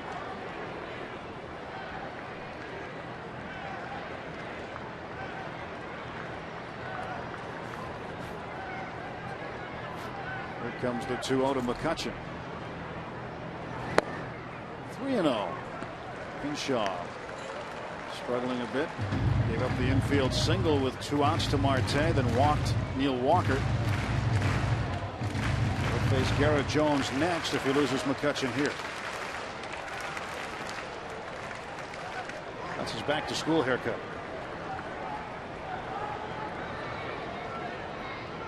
Maybe not.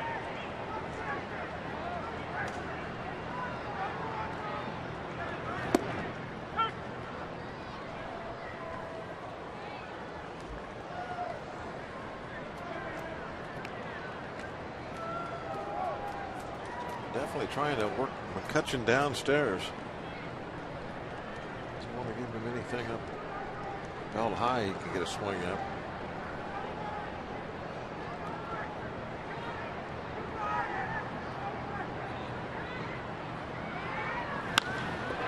To left field, right at Denorfia. He will record the out. 2 men left, 1 hit. Joel Hanrahan coming on to finish things up. The Hammer will face the Padres, leading 11-5.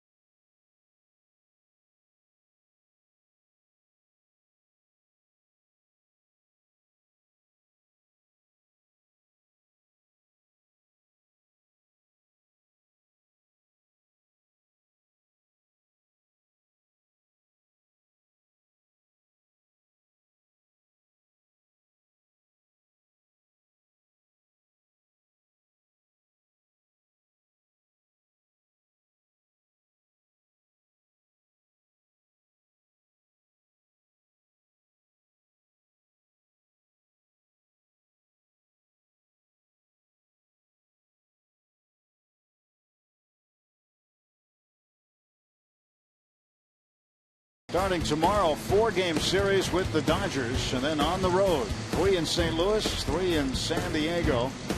Brewers and Cardinals back here for a 6-game homestand, then back out at the end of the month, beginning of September, to Milwaukee. That's what's left here in August and into September. That's your Nissan road ahead. That's definitely worth the picture. Close to the action, third base side. Say cheese. Better take another one. I don't know if she liked the shot. Emailing it somewhere later on. Joel Hanrahan, 47th appearance for the Hammer. Will face the top of the order, Denorfia, Forsythe, and Headley.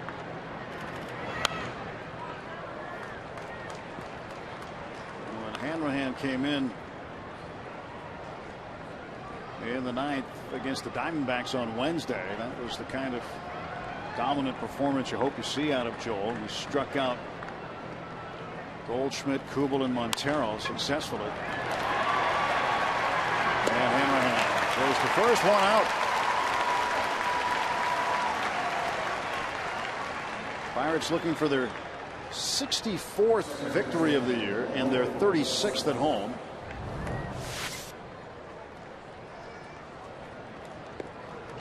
Breaking ball right off the end of the bat.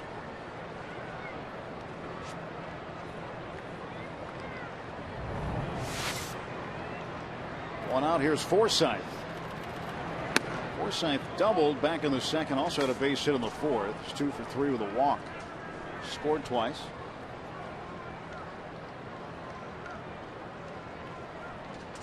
One 1-0 pitch from Hanrahan. It's up high 2-0. Joel Hanrahan has not shaved that beard since January, he told me. At least that portion of it. The sides he has, but he has let that grow since just before spring training. I asked him about it maybe 3 weeks ago. I was talking to him about it. He had to sit back and think. He said the last time he shaved it was I think 2 off seasons ago. Last time he shaved it clean for Pedro Alvarez's wedding. And Pedro was sitting right there, and he said, "Yeah, Joel, I've been meaning to thank you for that. You clean up well." Pedro has his pretty well groomed.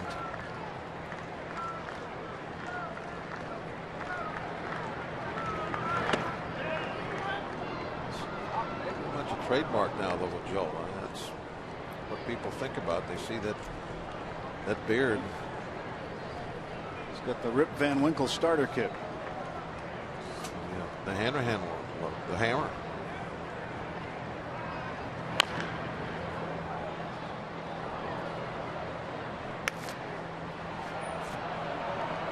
It's almost down to his top button.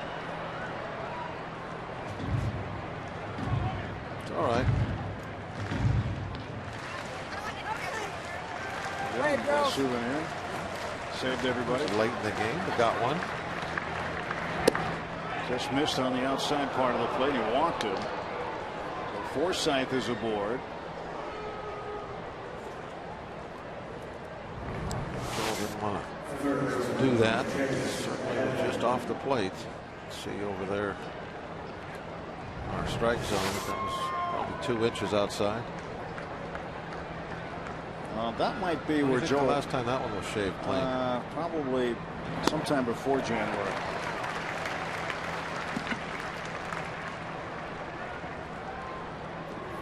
Norfia hit the home run to start the game. He had a bare chin. He said 5 o'clock shadow at that time. This has been a long one. Getting close to 4 hours, aren't we?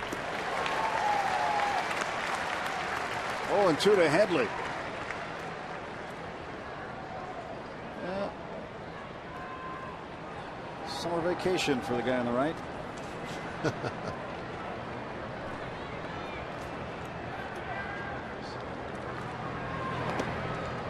Ball and 2 strikes.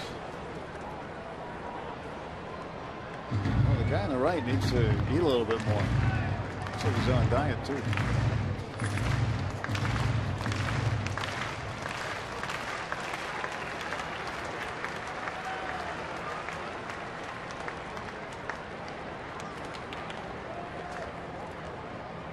One, 2, and Headley strikes out. 98. How about that? Joel showing some excellent velocity today. Raven high. There it is.